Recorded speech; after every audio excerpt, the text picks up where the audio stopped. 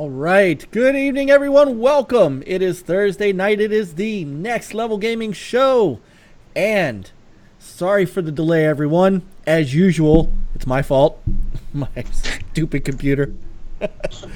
But we are here. We are live. And it's going to be a great show. We have got a fantastic guest who we've been working on getting for some time now. I'm going to introduce him in just a minute.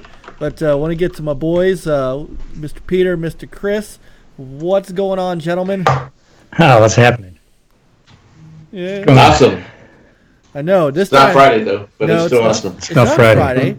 But if it was Friday, we'd all be... So. So it's all right.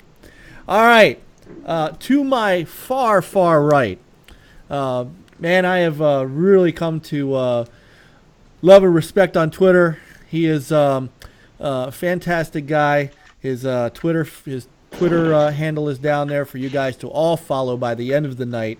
He is one of the members of SeasonedGaming.com and good friend Ainsley Bowden. Bowden? What's up, man? How you doing? Welcome. What's going on, guys? Yeah, thank you, man. We've been talking about this for a long time, so I'm excited. Love your intro music, by the way. Thank you. I'm not going to lie. Got you worried what kind of podcast this was, right? No, it's a pleasure, man. I'm looking forward to it. And I'm assuming that's actual Guinness in that cup, that glass? Oh, actually, funny enough, it just happened to be a Guinness cup. No, this is rum and cold brew coffee. That's what that is. Close enough. Rum and cold brew coffee. That sounds like a little stronger than Guinness, yeah. That sounds nice. So, hey, man, that's okay. We encourage adult beverages here. We've had developers do it, so it's really great. So I'm not a Guinness fan. To me it's like used motor oil. It's like it's got a Blue Moon is some good stuff. Yeah. So unfortunately, Honey wheat. I'm going a little light today. Just the water. Pure Life. The H2O. Yeah. Come on, sir. It's Thursday. Come on. Yeah, we're close enough. Some of us do have to work in the morning, though. I do too. So Ainsley is, like I said, he's a member of SeasonedGaming.com. You see that up in the upper left underneath the Inner Circle affiliate sign. So please make sure you are checking him out. And Ainsley, tell us kind of all about the Season Gaming and what you guys do and how'd you guys get that rolling? Yeah, so I've been, as we've talked, right, gaming for a long time now. That's why the hair's gone. It's a little white here. Started with the Atari way back, and all through the generations, been a collector, a trader. Early days of eBay, trading games worldwide, all that stuff. So I've run a few forums in my history, car forums. My other passion's cars, which I never really talk about, but car forums and stuff. And I just found myself talking about gaming on a daily basis with people. And so back in 2015, a few years ago now, I started just a blog, a real simple blog of me just typing some thoughts out once in a while on games. And then kind of just built upon that. And in 2016 decided, okay, we've got some traffic. Why not turn this into something a little bigger? And so made a full site out of it with the goal of really, I know I've talked about this with you guys on Twitter and stuff, but just the state of gaming journalism today is a little sad, in my opinion. Way too much clickbait, way too much nonsense, way too much, arguing and debating for no reason. So the whole goal of Season Gaming was to appeal to people who have been doing it for a long time. And, just wanted to stay away from all this nonsense, really. So just have some kind of core beliefs behind Season Gaming. We don't post clickbait. We don't have ads on our site. Everything is non-monetized, our channel, our podcast, everything. With the goal of really just providing gaming news and with people that have a passion for gaming and just love of all platforms and everything. So that's how we got started. It's grown, obviously. We started the podcast a couple years ago. I want to say 2017. That's grown a little bit. Still got to have you on, Mike. We've talked about that. Yes, we have. Yes, we have. And then it just continues to grow. So it's been good. Traffic is up, and had full media access at E3 this year, and just getting to know a lot of people. It's growing on Twitter, growing at the channel. So it's been really good. And what I'm most proud of, honestly, is that in the 3+ years or whatever, and the growth is, it hasn't changed what we've tried to accomplish at all. We still do the same thing. I've redesigned the site several times. It's much more broad than it used to be, but there's still no ads. We don't post any nonsense. We don't get into debates with people. That's the goal. Yeah, I think one of the things that that kind of drew me towards you guys is what we do. It's how we, well, of course we're not, it's been a long time since my days of gaming journalism. Then I don't really, we don't really do much of it anymore. I'm too old for it myself. And I have 3 kids, and you know what? To be honest with you, I feel like I wouldn't survive for exactly the reasons you're saying. I mean, I don't think I don't think it's any secret. People know how I feel about today's gaming media. I'm not a fan, and yeah. I mean, it's so much more now about the writer and not the content, and I think that's where things have gone a little astray. Is people want to be heroes. They don't want to be journalists. They want to write, that just drives me nuts. There are only a couple of places that I go to get news. You guys are one of them, and the Inner Circle's the other. Honestly, the Iron Lords I'm starting to read a lot of the stuff that they're doing because they're doing some good work. But pretty much you and Tick are the 2 places that I go, because I know if I go to Season Gaming, I know I'm just going to read the straight up, this is what it is. This is what the news is. This is how you think about it, however you want. Here's what it is. And I love it.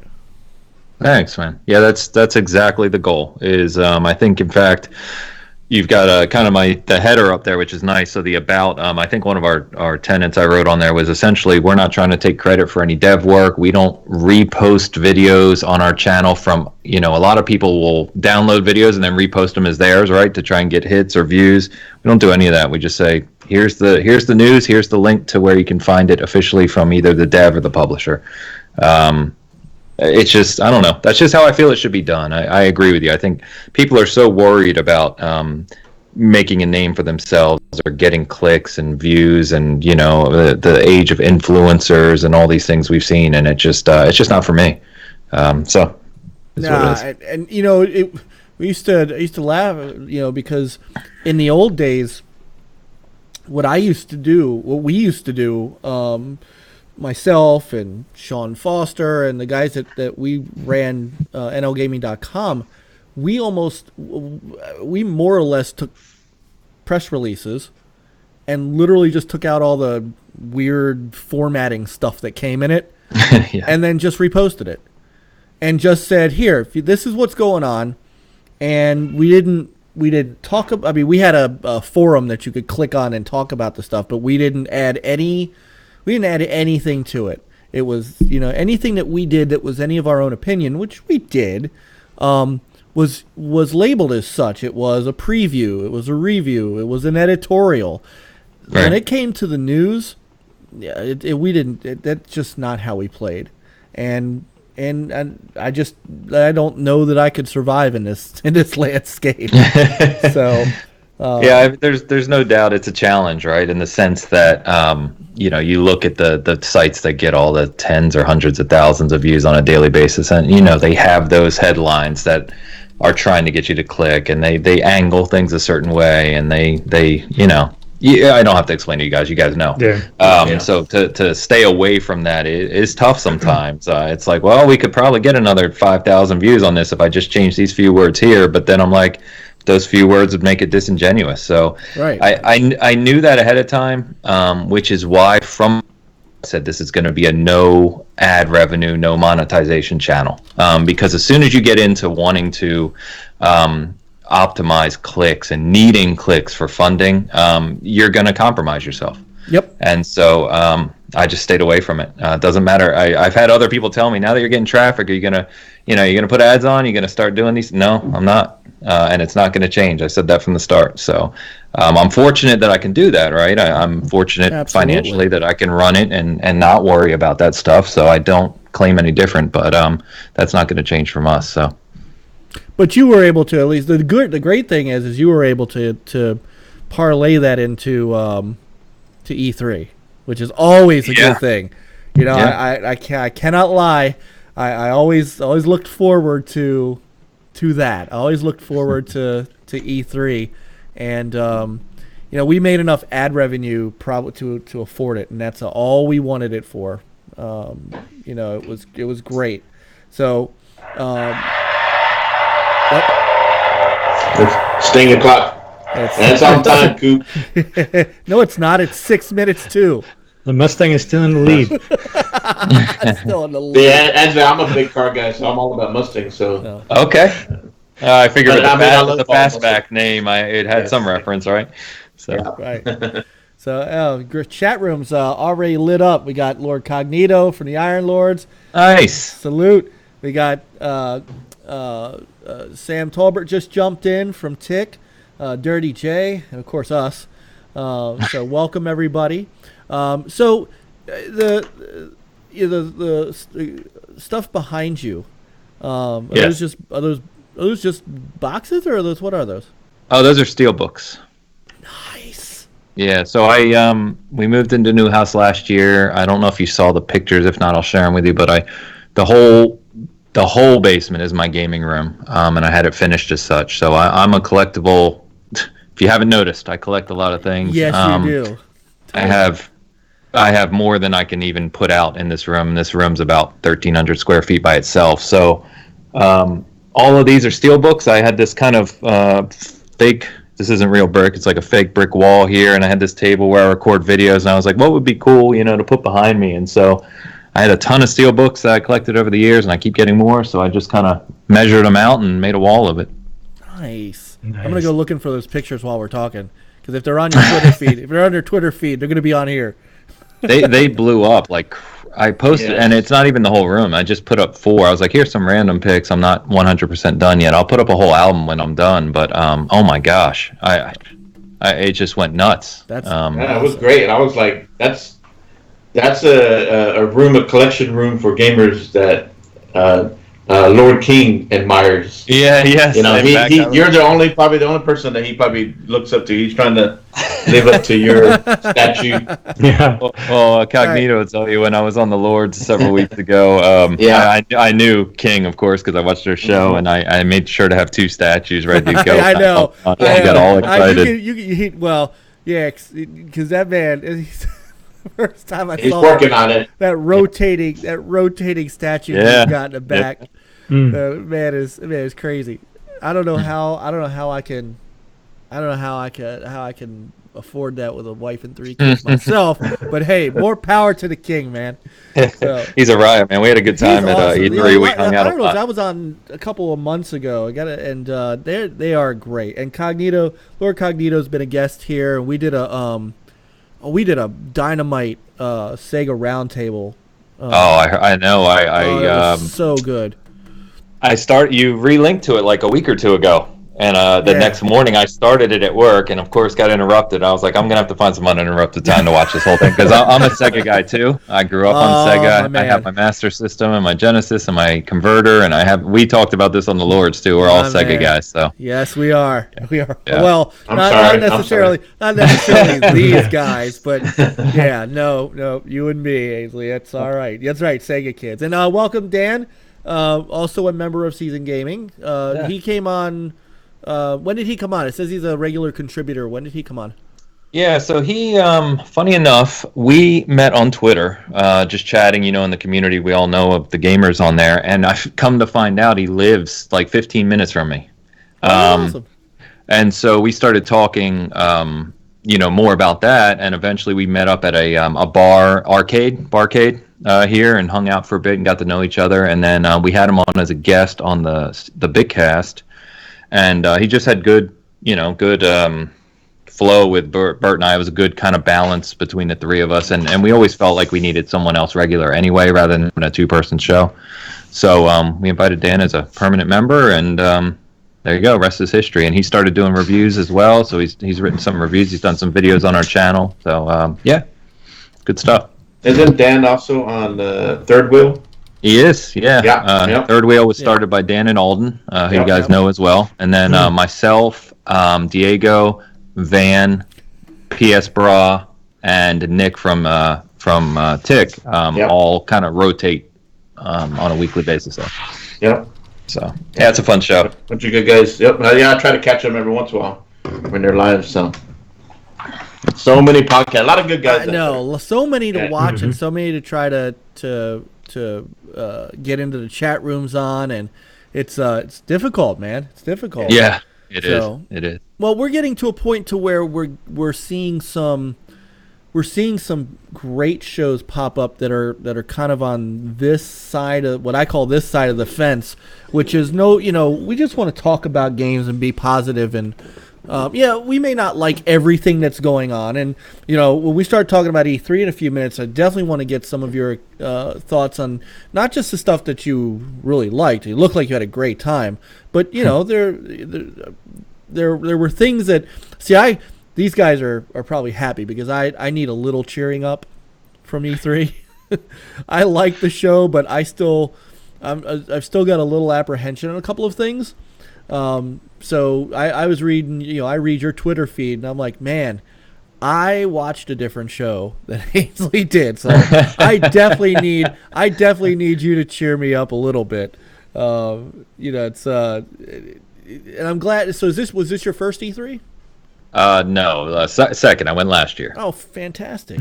Yep. It is a great feeling when you're there. I mean, yes. I will say that the ambience of being on site is much better than watching it back here on YouTube.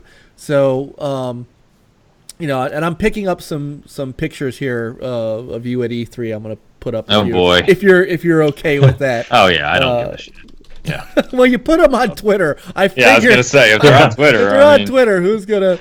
Right. Yeah. So and in fact, one of the first ones that it caught my eye, right after the announcement was. Yes. Yeah. So how did you catch up with him? Oh man, so I joked about this on the Bigcast yesterday. Is that so? Bert, my other partner on Season Gaming, I joke that when Mike, when we were walking around E3 and there's so many people outside, there's so many people just there in the general area from the industry, right? That we all know and love. For whatever reason, I'm oblivious. I'm looking around, but I'm not really looking at people's faces. So Bert, meanwhile, recognizes everybody. He's just like, I don't know what it is about him, but like 90% of the pictures I had with famous people, or not famous people, famous in the industry, right, were due to Bert saying, hey, there's him. But Bert doesn't really care to get pictures with him. He's not really kind of starstruck. Meanwhile, I'm like, oh my God, it's Tim Schafer. I love Tim Schafer. So sure enough, we were leaving somewhere, and Tim, and if you look, the guy in the blue shirt in the back left is actually Paige from Double Fine 2. Okay.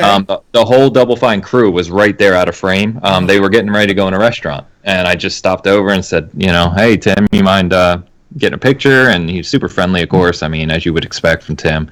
Yeah. And just said, I adore your game. Psychonauts is one of my favorite games ever, and can't wait for 2. And congratulations on the success with Microsoft. And he was thankful and nice, and just And then that's Colt on the left, who I didn't really interact with on online or Twitter prior to E3. I kind of we kind of joked that we knew who each other was, but we didn't really ever interact. And he was there with his wife for the first time, and they just turned out to be like the nicest people. So Bert and I hung out with him and his wife for like a lot of the time we were there. So that was kind of cool.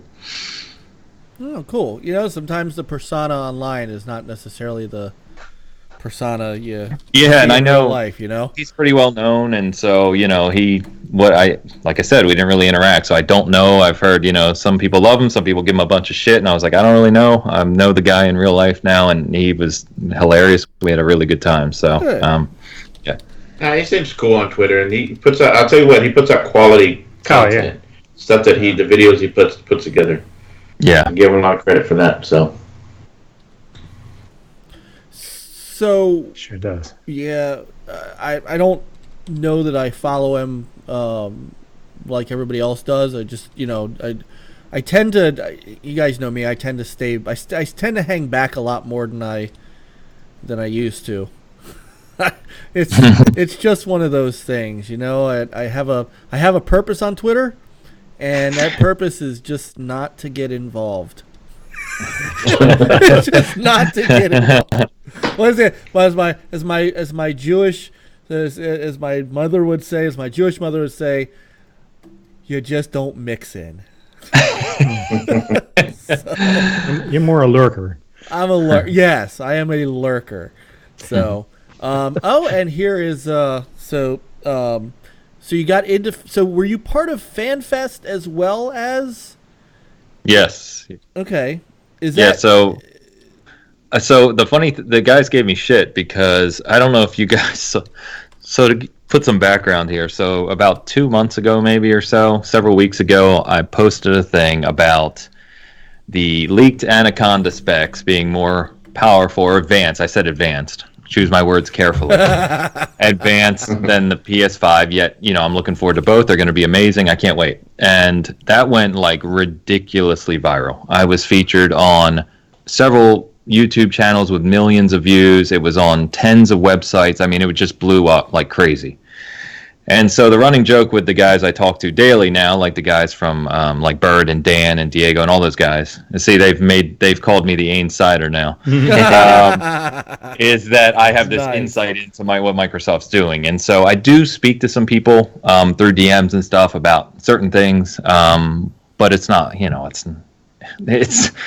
it's been blown out of proportion. And so we tried to get into FanFest. And as soon as I announced that I got in, everyone's like, "Oh, you got in because you're Microsoft, whatever." And the funny thing about it was, I didn't.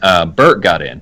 Bert was one of the random draws, and with FanFest, you can, you can take a guest. And because him and I were going to E3 together, he chose me. So I tried to tell everyone that. Nobody believes it, but that's the truth. So you were basically his plus one. Oh yeah, I was absolutely a plus one. Yes, but it was fantastic. It was one of the greatest experiences I've had in terms of the gaming industry. Truly, I love all platforms. The Xbox is special to me. I've said that before, not from a biased perspective, but just I haven't heard. I don't know if I heard this. If you said anything on Iron Lords, why? Okay. Why is Xbox special? Yeah. Yeah. So back when. So go all the way through the 80s and 90s, right? We all played GoldenEye and loved, the 4-player split screen on our 17-inch crappy TVs at the time. Yep. And grew up doing all that, Mario Kart. And then 2000 came along, and GameCube and Xbox were coming out. I already had a PS2, already had a Dreamcast. Long live the Dreamcast. Long live the Dreamcast. And so... I paid no attention to the Xbox. I pre-ordered a GameCube with 6 games, and I picked up my GameCube from Electronics Boutique with my games, and there was an Xbox kiosk there. And I was like, whatever, I'll give this piece of crap a shot, right?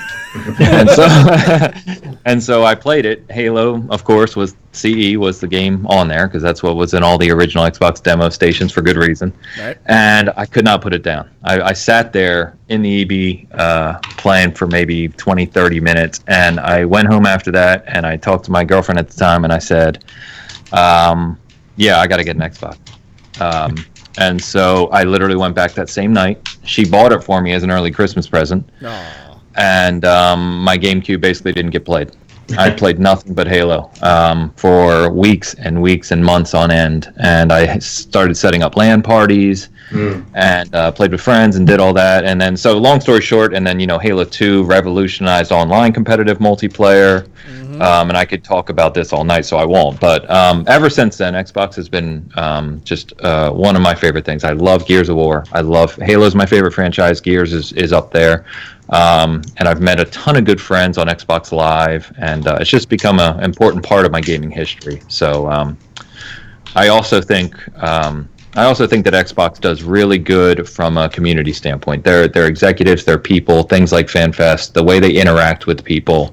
I think is really good. So okay, Well, we do. We've given them that credit here too. I mean, they, for better or for worse, they do interact with their community. The FanFest stuff is great. We do.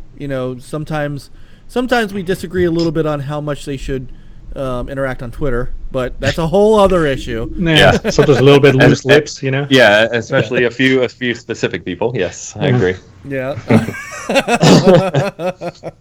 But on a whole, they do communicate a lot more than anybody else. I mean, to be fair, I didn't even think Reggie Fils-Aimé had a Twitter account throughout. Right. So. Right. In fact, not to interrupt you, Mike, but last E3, Bert and I were standing there at E3 on the show floor, and Reggie and Miyamoto were walking through the floor. They had a circle of security around them, and you could not even take a picture. I picked up my phone to take a picture from about 10 feet away, and the security guard made me put my phone down. Are you kidding? What is I'm that not kidding at all. Not kidding at all. I don't know. I don't remember that ever being an issue with. Well, now, so I've never gotten close to. I got close to Miyamoto once. He was standing in the PlayStation booth playing a game. Nice. He didn't have a ton of security around him, but he certainly acted like, don't talk to me, I'm playing. Yeah. So that is crazy.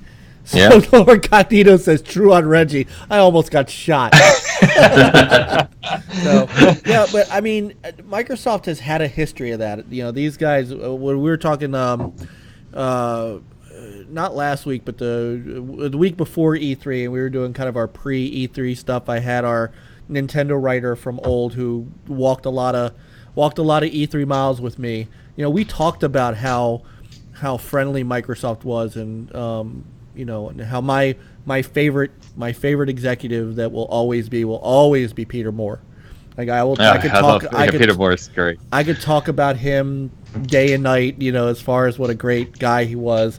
It's great. We're still friends on Facebook, of all things. So really, yes. Nice. So it's like those are the only two people who still have Facebook, by the way. Well, this is true. So, but it's funny because I ran into my old Sega rep, my original Sega rep when I worked for Dreamcast HQ. I ran into her through his feed, through his Facebook page. Nice. And by the way, not for nothing, but in true Peter Moore fashion, he leaves the industry completely, goes and takes over a football club. And the first year they're champions. I mean, Liverpool, that's just right? Liverpool, yeah. They're Premier League champions, because that's what Peter does. He goes and he just succeeds.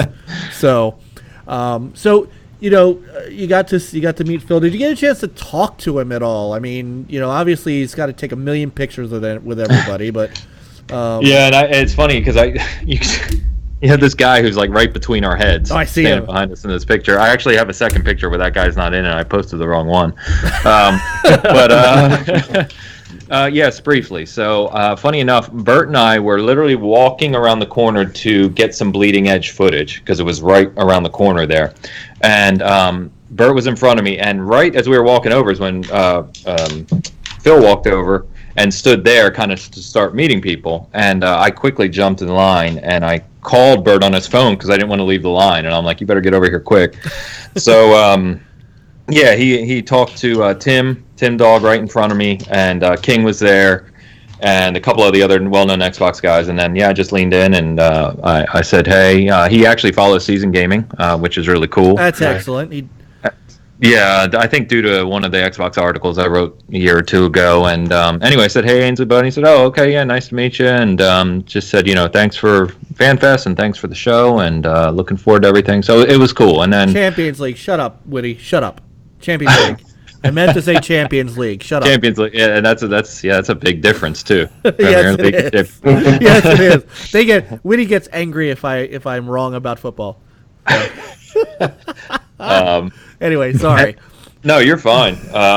right on the left of him, you can see by his elbow, they had a few FanFest posters there too. So I have one of those that he signed for me here in the game room. I've got to put up. So yeah, really nice. Everyone we talked to Aaron Greenberg and Matt Booty was there, and I actually got to spoke. One of the most interesting guys I spoke to more than anyone is Kareem. I always forget his how you pronounce it. Chowdhury. He's head of engineering. Oh yeah.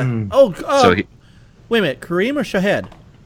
Kareem. He's the guy who was featured on the Xbox One X, who came on stage to talk about it. Okay. And, all right, because he was featured in this. There's a Shahed Chowdhury that's also part of Microsoft. He's in a different. He was one of my writers too, so he works at Microsoft for in a whole different. He does coding and stuff like that for I guess for the Windows side. But, all right, so I wasn't sure if that was the same guy or not. It's not.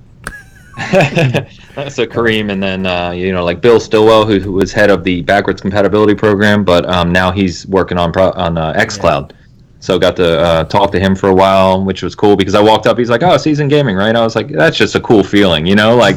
They knew, I didn't even say it. He's just like, "Oh, Ainsley, Season Gaming," and I was like, "Oh, that's pretty cool." And so it was a great time. It is nice when you're noticed, isn't it? Yeah, I mean, because like I said, like we're not out there promoting ourselves in any gigantic way, right? So that's pretty cool. Well, it validates your work. Yeah. Yeah, exactly. And that's always a good feeling.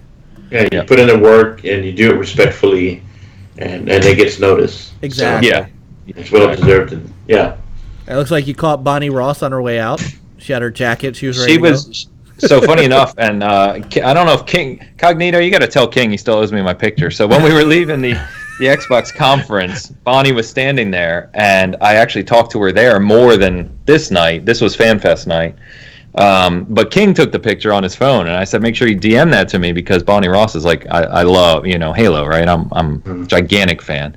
And so luckily I caught her again at FanFest, and we chatted briefly and just said, congrats on the Infinite trailer, and people seem to love it and really excited for next year. And she was super friendly, one of the most friendly people out of all of them. Nice. Thanks, Connie. I'll remind you. And then there was another picture you got with Kiki Wolfkill. Kiki, yeah. Who has the greatest name in all of video gaming. She does. Who seriously gets a last name that's Wolfkill? That's just amazing. I know. Yeah. And right. And she's like a pro driver on top of all race that. Car driver, race which I didn't even have time to talk to her about too, because being the car guy. But she was super cool as well. Funny enough, her, Bonnie, and someone I didn't recognize were all just standing there hanging out chatting. So they were super cool. Yeah. Nice. And the guys were making fun of me. So like 2-3 months ago, I was talking to the Third Wheel guys, and I was like, you know what? I see people talking about buying shoes, like green shoes, to go to FanFest, and I was like, I can do this, man. So I was like, I'm gonna buy an Xbox green dress shirt and wear a suit. And they were like, no, you won't really do that. I was like, watch me. So I was about the only one actually dressed up at all of FanFest, but it was kind of well. I was going to say that the coat and the green shirt's nice. The coat makes the man. I mean, but I very much I learned that the hard way. The first year I went, I kind of did that, and I had on the nice shoes and that kind of thing, and by the next year I just had someone make up NL Gaming shirts, and I just wore a polo and some jeans because everybody else was doing it, including like if you see Phil walking around, like when Phil is sitting down with Giant Bomb, he may as well have been like in his weekend best, because he's like in jeans and a t-shirt, and he just that super zippered jacket he's got on, and you never see him dressed up. Aaron Greenberg was the same way. He just had on gear shirts all the couple days. The only one who dresses up was Major Nelson. But funny enough, I don't know if something happened with Major, but he wasn't at FanFest. He was the only one of the people you would know, who didn't seem to be there. So something must have come up, but which is kind of funny because I was looking forward to talking with him, being dressed up and just joking about it. That or he's just getting tired of it. Was Graham there? Maybe he couldn't find his white gloves. Graham was there. basically everyone else you could think of was there, and even the nicer part, there's James. Yep. James was James awesome Shields. to talk to. Yeah, so Bert and I talked to him multiple days, fully interviewed him. He actually pulled a Elite Controller 2 prototype out for us with all the set and let us record a live video right there at the stand, which you can, it's on our channel too. And yeah, he was awesome to talk to. So let's see, who else did I get? The GOAT himself. How did you run into Ed Boone? How did you run into Ed Boone? Bert, I'm telling you, you have to be with Bert, because I was walking by, I wasn't even paying attention, and he's just like, yeah, there's Ed Boone. He says it so nonchalantly. Like, there's Ed Boone's over there talking to someone, and I'm like, what? So I literally ran over and I just kind of stood there. I didn't want to interrupt him, but when he was done, and that not only really nice, but just, I don't know how to describe him, almost like kind of aloof. He was just like, I was like, yeah, I've been playing Mortal Kombat since part 1. I played tournament level in 1 and 2. And he's just like, oh, that's cool. That's cool. So you like the game? And I'm like, yeah, I like it. He just, he just seemed kind I'm of going to out there. tell you yes no matter what. So, yeah. So, and there's funny enough, there's a bunch of pictures I didn't put up yet. Like ran into Pete Hines twice. Pete.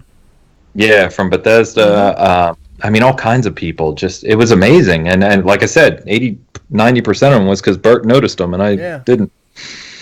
Yeah, I have a running joke with Pete that I don't tweet him anymore during his conference. So he's from Bethesda. Bethesda's here in Maryland. So I've got, over the time that I had NL Gaming, I got to know him really well.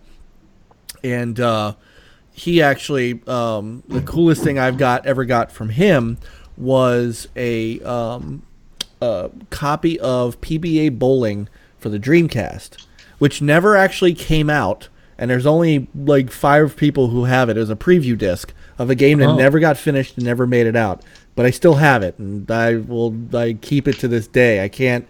I play it every once in a while, and it's buggy as crap and doesn't really work. But I love the fact that I have it. So that's amazing. Yeah, I've always kind of, because Pete was, he really has been at Bethesda that long, and he was the PR guy for Bethesda for that long. So it was like 2 years ago. We were doing. Remember, Peter? We were doing the show, and we were doing the live broadcast, and they announced. Remember when they announced Prey? Yeah. And I tweeted out, "Okay, Pete, Prey 2, like you said, was never going to happen." And then during the freaking conference, I get a tweet back from him, "Shut up! I didn't say it was Prey 2." So I'm like, what are you doing? What are you doing? Tweet me during he's backstage. So shut up, Mike. So he is a really cool guy. He's one of the ones that I do like as well, and yeah, he gets a little ribbing from people now and again, but he's a really good guy. Yeah. Oh my God, Cognito. So King just sent me the photo of me and Bonnie from the conference. Oh, yeah, that's hilarious. That's a good pick too. See, that's better than the other one. I'm gonna swap that out. So, did you get a chance to go to? So you got a chance to go to all of the briefings? No. We went to Xbox, obviously, with FanFest, right? And then we had to leave that to go to Bethesda. Went to Bethesda. Did not get into Ubisoft because I applied like way late. I applied the week before, a few days before. And then we couldn't go to Square because that was when the FanFest actual event was Monday night. Ah. So, and then Tuesday morning, obviously, Nintendo just did the Direct. So we kind of, we watched that from our loft. See, Microsoft knew. If you're an Xbox fan, don't bother watching a Square.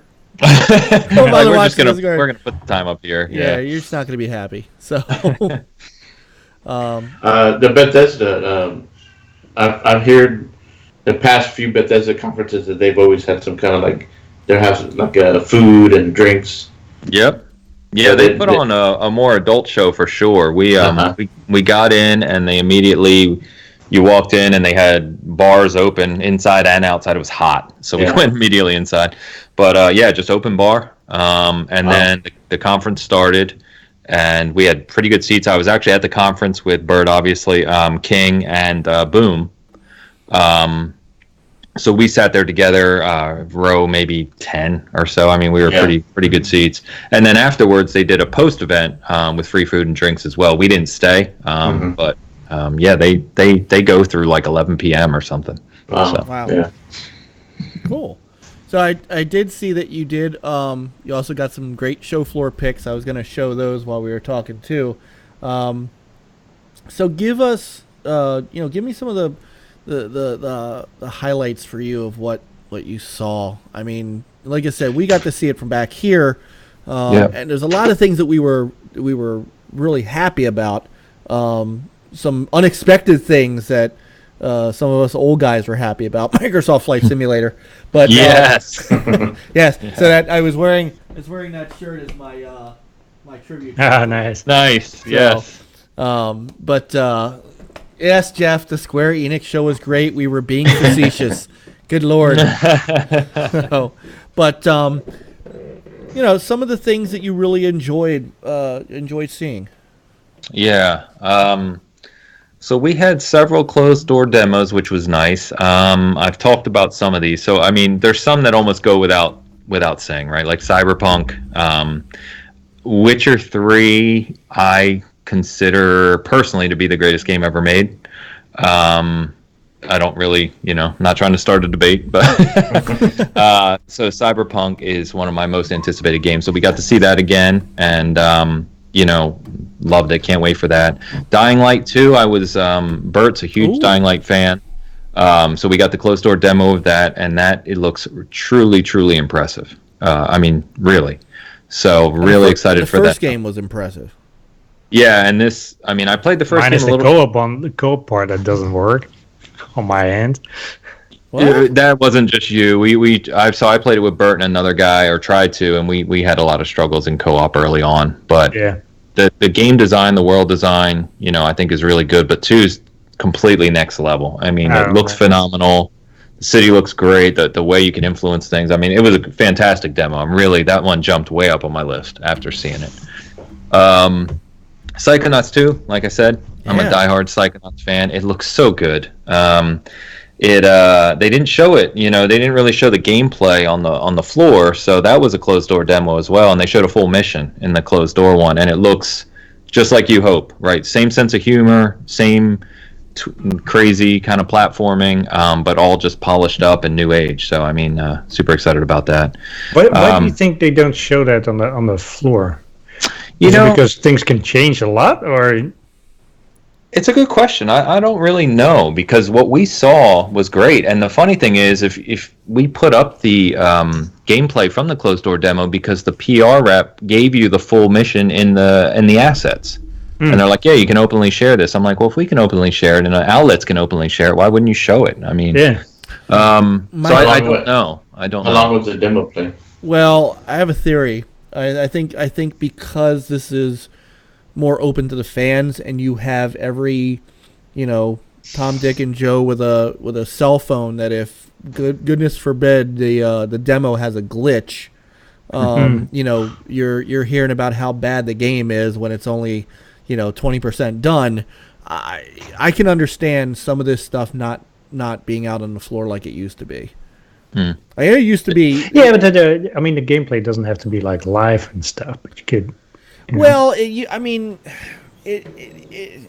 God, I hate. But still, yeah. I mean, it's still on a microscope. Yeah. And there was a lot of stuff that was behind closed doors in the in the 2000s too. But when it was just media, there was a lot more on the floor, because the media was expected to understand that you're playing alpha builds of things, and you weren't that's you just understood that. So today it's just not the same. That's no more. Yeah, they'd be looking for broken things so they could get some clicks. Right. That's just So I can kind of understand it myself.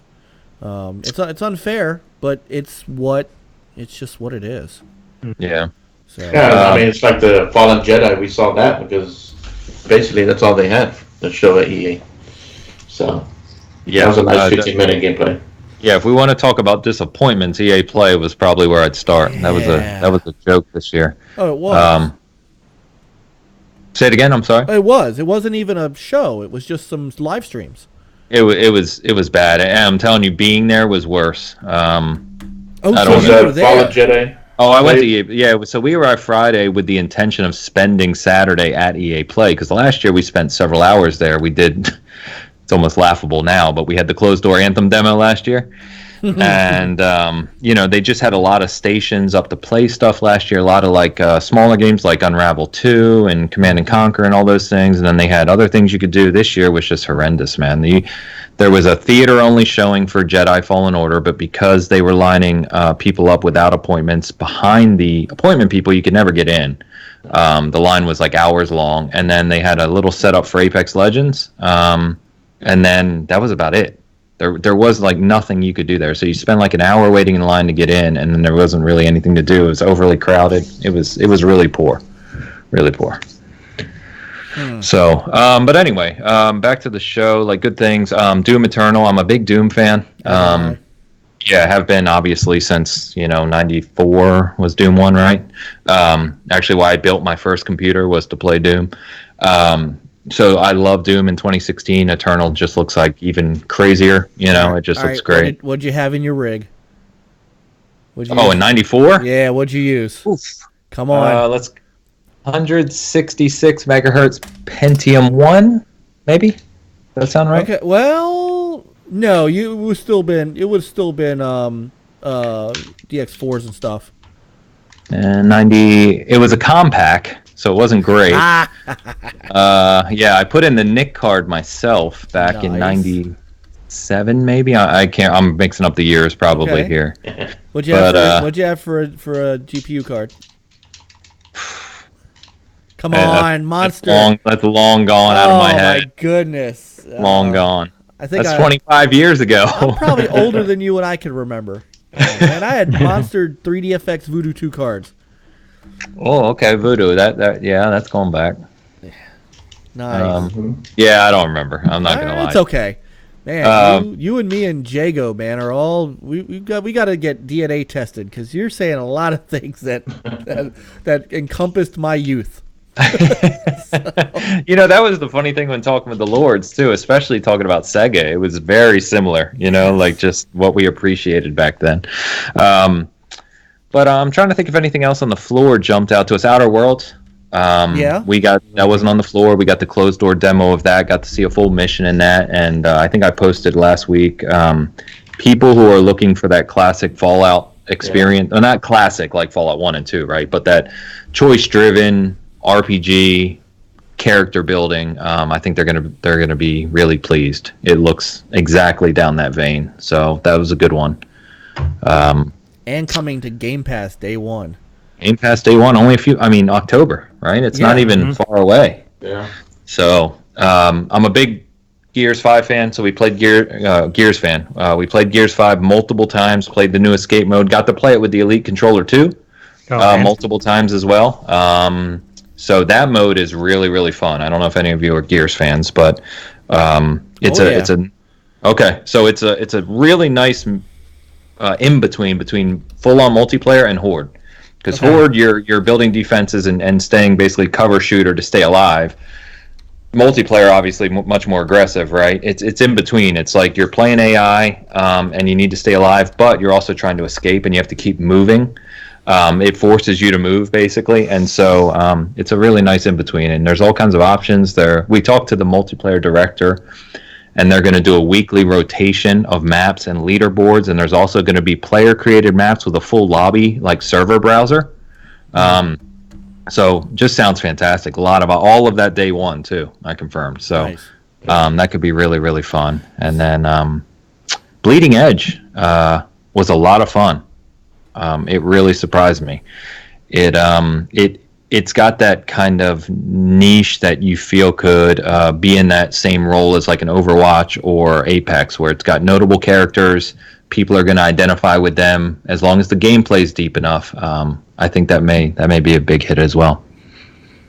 Yeah, I was impressed with that. When I first saw it, during the Xbox show.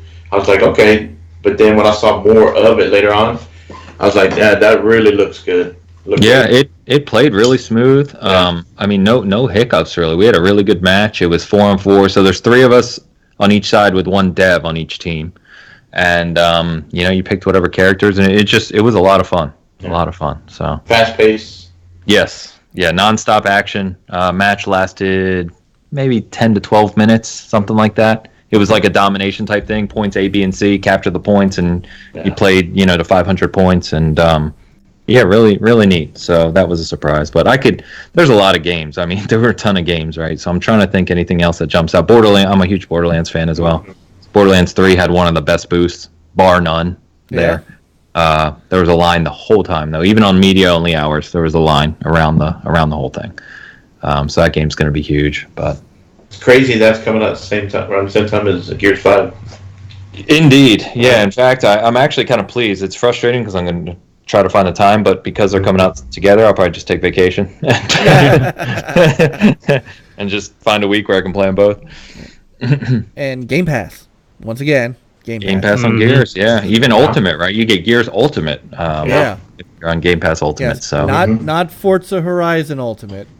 as I found out as I'm going, wait, you could get the Lego and if you got Game Pass Ultimate? No, that's different. Yeah. I got to plop down. So if I wasn't going to too many games this weekend, I'd have plopped down the money on it. But that's an excursion that cost me a little more than I thought it would.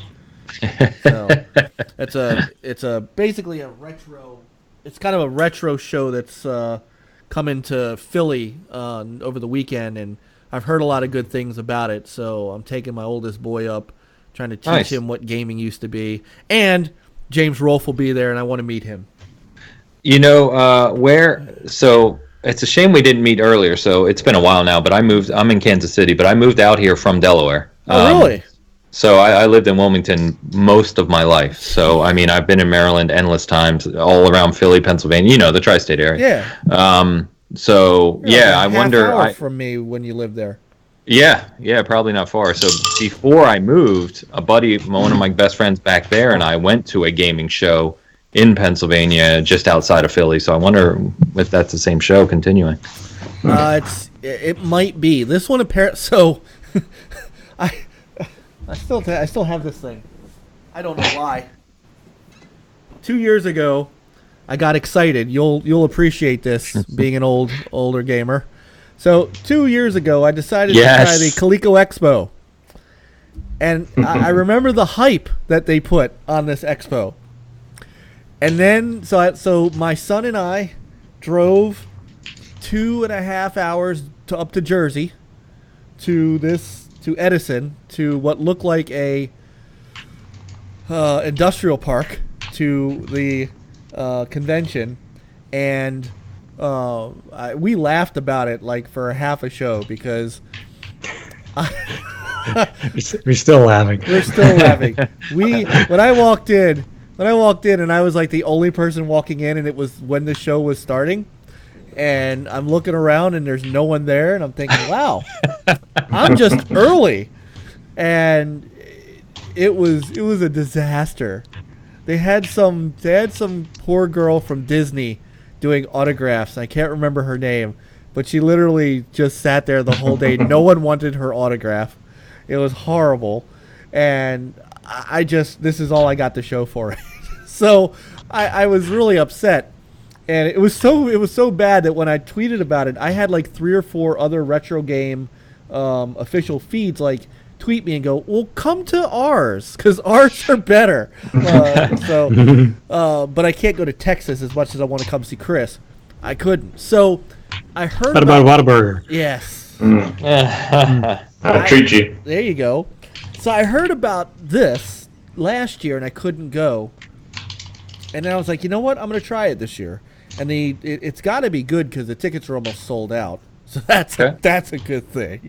That's a start. That's a good sign. And they've got some great guests. Like Tommy Dreamer's going to be there. I know. I'm kind of a little amped to see him too because I'm an old wrestling guy. As was I from the 80s. Yeah. Yep. So I was a WCW fan. Okay, yeah. But Yeah. I knew a little ECW, and I knew who Tommy Dreamer was, so I'm kind of excited. And then James Rolfe, who not only do I like his angry video game nerd stuff, but he and his friends there started to do this show called something Rentals, where they would take old movies and talk about old movies, and I got really hooked on that show. And so I'm actually excited to meet him, and they're gonna. I think Epic Rap Battles in History will be there, so that's gonna be fun. And I'm hoping that this one is what it's cracked up to be. Nice. So, anyway, back to you. So, did you get a chance to really play much on the floor? Sadly, no. Yeah. Okay. We were even during media hours, we were so busy on trying to fit in appointments and get footage of things that I knew people wanted to see. For instance, even just off-screen footage, right, before it got too crowded.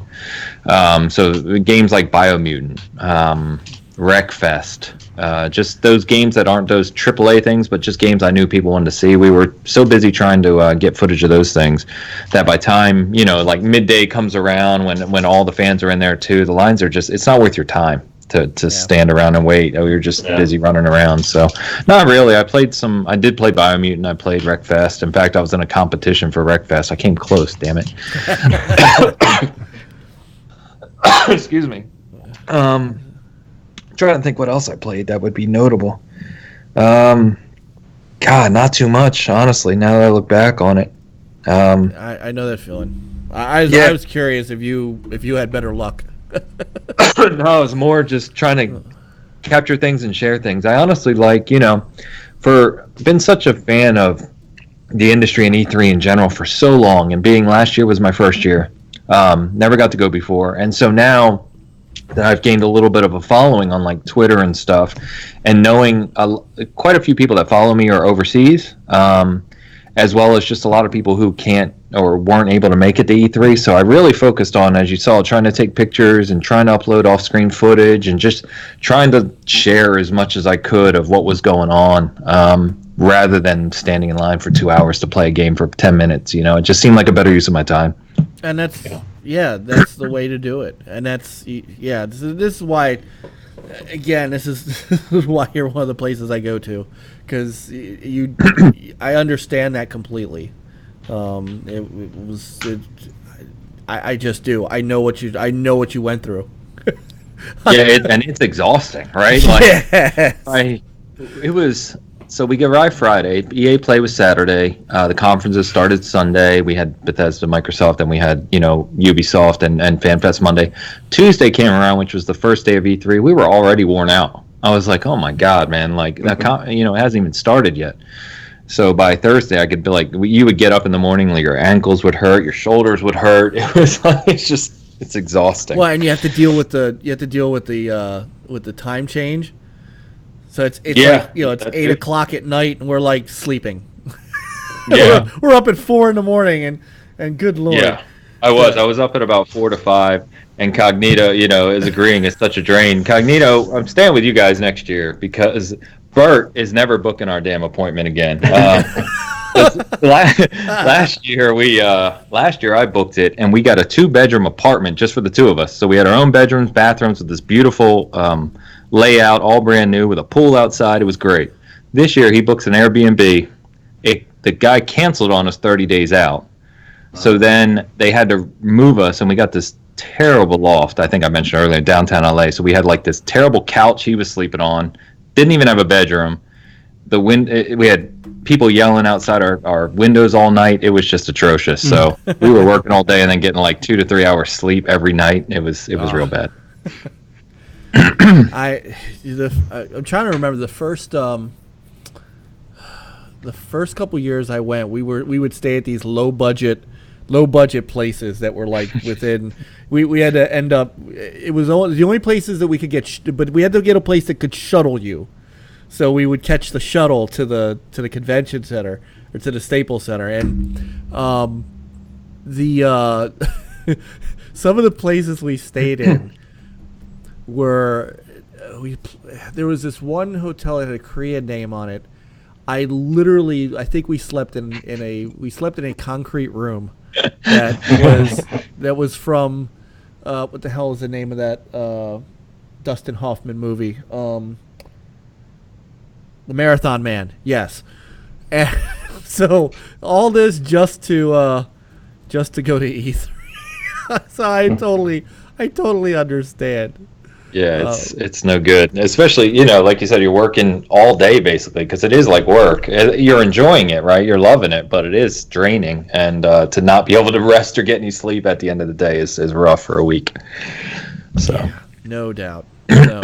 But it's good, It's the experience definitely is still good. And, of course, as soon as I got back, I was like, I kind of want to go back. It's like you miss it already. So. Right. And was your show, the show you've been to is a different show than I went to. So I am admittedly have been having trouble reconciling where the show has been going. Mm-hmm. So it's been tough for me because I when I went, it was a media show. It was specifically a media show, and there wasn't other fans that came in. There weren't people from outside that came in, and it made it, it was just a different feel. Yeah.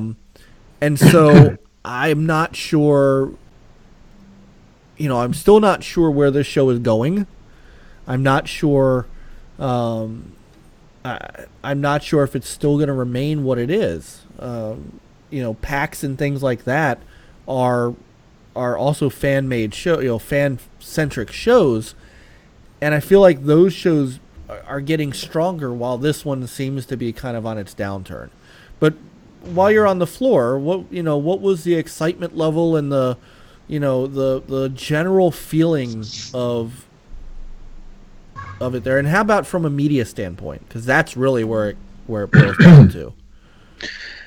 Yeah, it's interesting because during the media only hours, what we noticed was, funny enough, was more industry people. So now there's media, there's industry people who are there with their games or publishers or devs, and then there's the fans. And so during the media hours, it was dominated by industry people, which was kind of weird, right? Because as media, you're trying to get coverage of things, but you can't in a lot of areas. Like Borderlands 3, there's no way I could have played it without waiting a long time because there were just hundreds of industry people waiting to play it.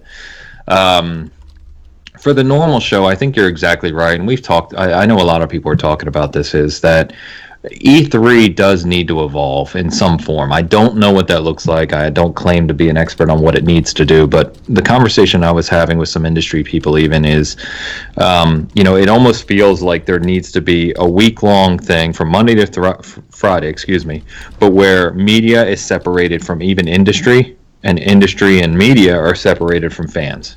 Give fans maybe 2 days to themselves, or whatever it may be, because right now, as the setup that they have, it is just not working, in the sense of it gets too crowded, and it's too impossible for media to truly get the coverage of the things they need when they're mixing in with everyone else. So, it's interesting. I think that the vibe on the floor was a little less than last year for sure. I mean, last year you had PlayStation and Activision took up half of a hall themselves.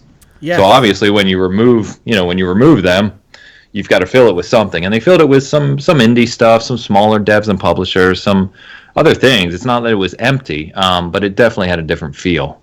And then with Microsoft, obviously this year too, they have their own theater, do, but they also took Mixer out of it. Mixer was outside the Microsoft theater in a dome, 2 domes actually. So there was nothing from Microsoft in actual E3. So if you remove Microsoft, Sony, and Activision, I mean, those are 3 giant players that they're trying to fill with other things. So definitely different. It needs to evolve. I don't know what that looks like. We'll see, next year. They already have the date set for next year, so we'll see what it looks like. The Microsoft setup, only those who had FanFest tickets were able to go to the Microsoft setup and play games there, or could people from E3 that had tickets able to come over? Anyone. Okay. Anyone was able to get in, yeah. So the FanFest people got some extra hours, that Monday private event. Media had their own hours, which we didn't even freaking know. So that was a huge loss on our side. Yeah. But from Tuesday to Thursday, the same days as E3 proper, or the conference, you could line up to go into the Microsoft Theater and play games and hang out. And the nice thing about that, kind of like we talked about too, is that all the Microsoft executives stayed through the week.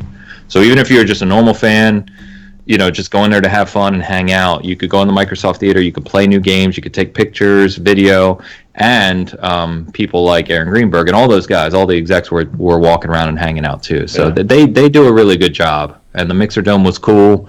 You got free swag all over the place. They're giving away all kinds of stuff. So they did a really good job. Nice. Yeah. I put in for the FanFest tickets. If I had picked up some, I would have been there, but I'll try again next year. Yeah, hopefully next year. It's a hard thing to get into. That's why I was so shocked when Bert got that invite, which was nice. But yeah, it's definitely a blast for sure. And so it is funny because Cognito also said the lack of those three were pretty jarring. It's funny because it's nice for the indie developers. Because the indie developers used to be, honestly, in the basement. No, they used to be. There used to be so much, everybody was in the West Hall and the North Hall, or the South Hall, rather. And then there was a lower floor to the center, and that's where the indie developers were. So that's where, when, who made Rock, like Harmonix was down there, and the guys who made Guitar Hero and those guys, the smaller folks that were doing those kind of things, they were down there. So it is nice to see them get some play up with the big boys, but there just weren't a lot of big boys there, and that's the problem. And that's where you're right. The show has to evolve to something. We don't know what it is, but it can't. If it's going to be a PAX, which really has been an indie developer centric show up until the point where Microsoft and Sony and Nintendo decided to kind of stick themselves into, then maybe this needs to just roll itself into, call itself some PAX something, and be part of that. PAX E, right? PAX E3. So I'm with you. It's a weird feeling, and I don't know. I haven't gotten over it. You never get over Macho Grande. I've had trouble just watching this thing turn into what it became, and I think that companies are starting to realize, Sony not being there sucked a lot of air out of that room. That's a fact. It used to be in the good old days. I hate doing that. But in the when you'd walk down and either Sega and Sony would be here, and you're walking between them, or Microsoft, you had all the Xbox logos here, the PlayStation logos here, and you're walking between them, and they're giving each other friendly but nasty looks, and but it was like that was, you felt like you were in this mecca of gaming. It was like, you're there as a game journalist, but you're a game journalist, and this is like being at the Disney World of gaming, and it just seems like it's lost that, and I don't know how it gets it back, and I don't know if it can. I mean, Microsoft's EA is like, we're just gonna do our own thing, and eventually they're gonna go off and do their own thing at their own time frame. Microsoft's moved out of the show floor and gone to their own theater, and pretty soon it wouldn't be long before, well, maybe we'll just do ours in July. And Sony, I think this idea that, well, Sony will be back next year because they've got a new console to show off. Well, they can show that console off anytime they want. I think Microsoft might still be down there though, because of the whole thing, those guys are gamers first. The whole show they put on with FanFest, for the gamers, by gamers kind of thing and feeling. So, that day is kind of like a celebration of, gamers coming together, regardless of, they might not be in the same building, but they're just around and meeting up, and so I can still see them sticking around for quite some time. Yeah, I agree. I mean, over the years that I've watched E3, back in the day, it was, you saw nothing but media interacting with developers, and you see them all set up for the shows and stuff like that. But nowadays, it's seems more so about the fans, and now you have like Ainsley there and the Lords there, and smaller YouTubers and podcasters and streamers are a bigger part of E3 now than media as much. So it has evolved, but I agree with Ainsley that I remember last year when they announced they were gonna open the floor to to buy tickets, and so it's more like kind of like a PAX, but they do need to have separated to where it's just media day, and then then after that a couple of days for the fans, because I can imagine like you at PAX, I don't even bother getting in those lines. It took me a while. I did play Days Gone, but only because I would go and go play some indies and then come around, and if it was still too long, then nope. And then finally I was able to sneak in when I came around. That's the only way I did it. I was not going to wait in line for a long line. So my daughter, she waited 2 hours, I think, to play Resident Evil. Oh, Yeah. So, but she's young, so I let her do that. Well, yeah, and I guess what I was saying was, and the question would be, is could that fan fest for Microsoft be done at a different time? Yeah, XO 18. Yeah, they're going to do 19.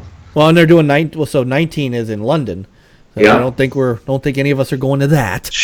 No. I would love to. It's my favorite city. So all my family's over in England. Really? Yeah, so I would love to go to a gaming event over in London. That would be amazing. But yeah, I'm not going to make it this year. Say, you may have to hit Uncle Phil for an invite. No. I wish it were that easy. Yeah.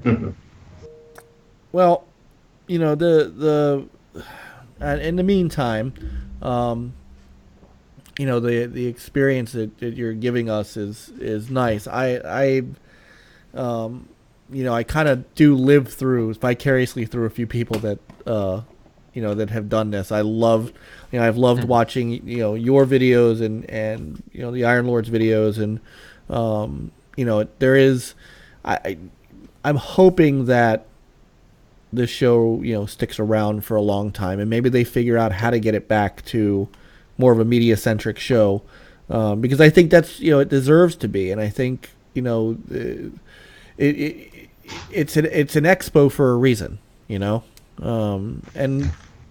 who knows, but so I do want to ask you a couple of questions about some of the takeaways from Microsoft's conference, because on the good end we have Game Pass, and it looks like Microsoft, that's their push. Microsoft has decided Game Pass is their vehicle.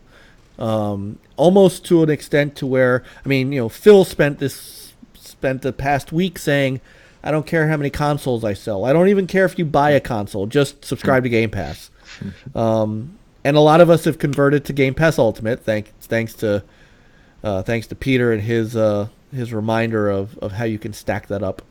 I've got Game Pass Ultimate till 2021, so I'm good. But I can't convert yet because I'm like over 36 months combined. Dang it! But those kind of things, as you see it on the during the conference and as they're pushing this on the show floor, does this do you find that to be, where are you with that and streaming and where the industry is kind of headed? Yeah, wow, that's a big one. And realize I'm not interviewing you. I'm just asking questions because you're there. like, feel free to if you have other things you want to bring up while you're here, we're game. So I didn't mean for this to turn like a Walter Cronkite interview. Tell us about how you were. No, I just your experience there. I really needed this tonight, honestly. That's a big question. So there's multiple things to unpack there. Let's start here. So I'm in general on more of the forefront of kind of tech industry stuff than maybe some others because it's part of my real career. I'm in application development. I'm researching things like the cloud and apps and connectivity and all those things all the time. So I think the direction that Microsoft's going is the right one for the most part. And what I mean by that is, and you kind of touched on this. So let's go to their conference. Let's start there. The thing I liked about their conference, and we talked about this on Bitcast as well, is that it was obviously by far the longest show, right? It was a long show. And within that show, what you got the breadth of Xbox as a brand and where that ecosystem is heading. So compared to, say, Nintendo Direct or even the short state of plays we've seen, or even Square Enix, which were just really games and games and games and games, which nothing wrong with that, right? That's all why we love this. Mm-hmm. Microsoft did, because, we were sitting in the crowd and we were actually looking at each other at sometimes going, God, they need to slow down a bit because there was a lot of games being shown sequentially without a break. Mm-hmm. You couldn't really think about them. But even for the people at home, I'm sitting down there and it's like, whoa, Yeah. It was like world premiere, and then it was 45 seconds of something, and it was like world premiere. It's like, I didn't even get to think about what you just showed. Right. And I honestly think that was part of the problem. They've gotten criticized in the past for having too many people on stage, talking too much, just show us the games. So then they come out, and for chunks of this, it was just games. It was game. And meanwhile, a bunch of us are now like, whoa, slow down. But they did spend some time talking about Game Pass, obviously PC, which some people, like or didn't like. Game Pass Ultimate, they talked about xCloud briefly. But if you look at everything they showed and demonstrated Xbox as a brand, I like the show. I understand some of the criticisms. I understand, hey, you've got... we wanted to see at least one kind of big AAA new title, or at least a tease, right? Show something that is being worked on to a high degree. I get that. And I get some criticisms around, why are you talking about Game Pass on PC for several minutes? Like a lot of your fans aren't interested in that. I get that too. But I think overall, if you look at the package they showed a ton of games. They showed, I think we counted was 11 games that had never been seen before. A couple of them leaked right ahead of time. But things like Blair Witch, Flight Simulator, we got a release date for Outer Worlds. Bleeding Edge was not supposed to leak. It did, of course. It would have been much cooler if it didn't. 12 Minutes looks freaking incredible from an indie perspective. That does. Yeah, just stuff like that. So they showed all that, right? They showed the Elite new controller, which, again, some people may make fun of, right? But the Elite controller is a very big thing for a lot of people. The Elite controller sold millions and millions of units. So I'm rambling here, but long story short, I agree. Yeah. I like their conference. I think that, sure, there were a few things I would have done differently. I'm sure we all think that, right? But I think overall I liked it. I don't think it was a 10, but I don't get the viewpoint of some people where it's like they didn't show any new IPs, and what's their first part? Like it's their worst E3. Worst E3 ever. Right, And I'm thinking, it's like, Well, and so I'm gonna. He's still there. He's still there. I have to ask Cog, because him and Addict was the one on video that said this was their worst E3 conference ever. We need to get the Iron Lords. We may have to have a. You know what? We may have to have a triple. I may have to fill the screen with people. We may have to get We may have to get a 3-way cross thing here, because this is a fun. I'm kind of in the middle, so and Chris and Peter jump in, because you guys really didn't get much of a chance to talk about what your overall, like you did it on Twitter, but but we did the last show. I mean, like, I'm in the same boat as like Ainsley, and I thought it was a great conference. I saw a lot that I liked, but I do also understand that others, they were hoping for certain things, and it didn't happen for them. I get that personally.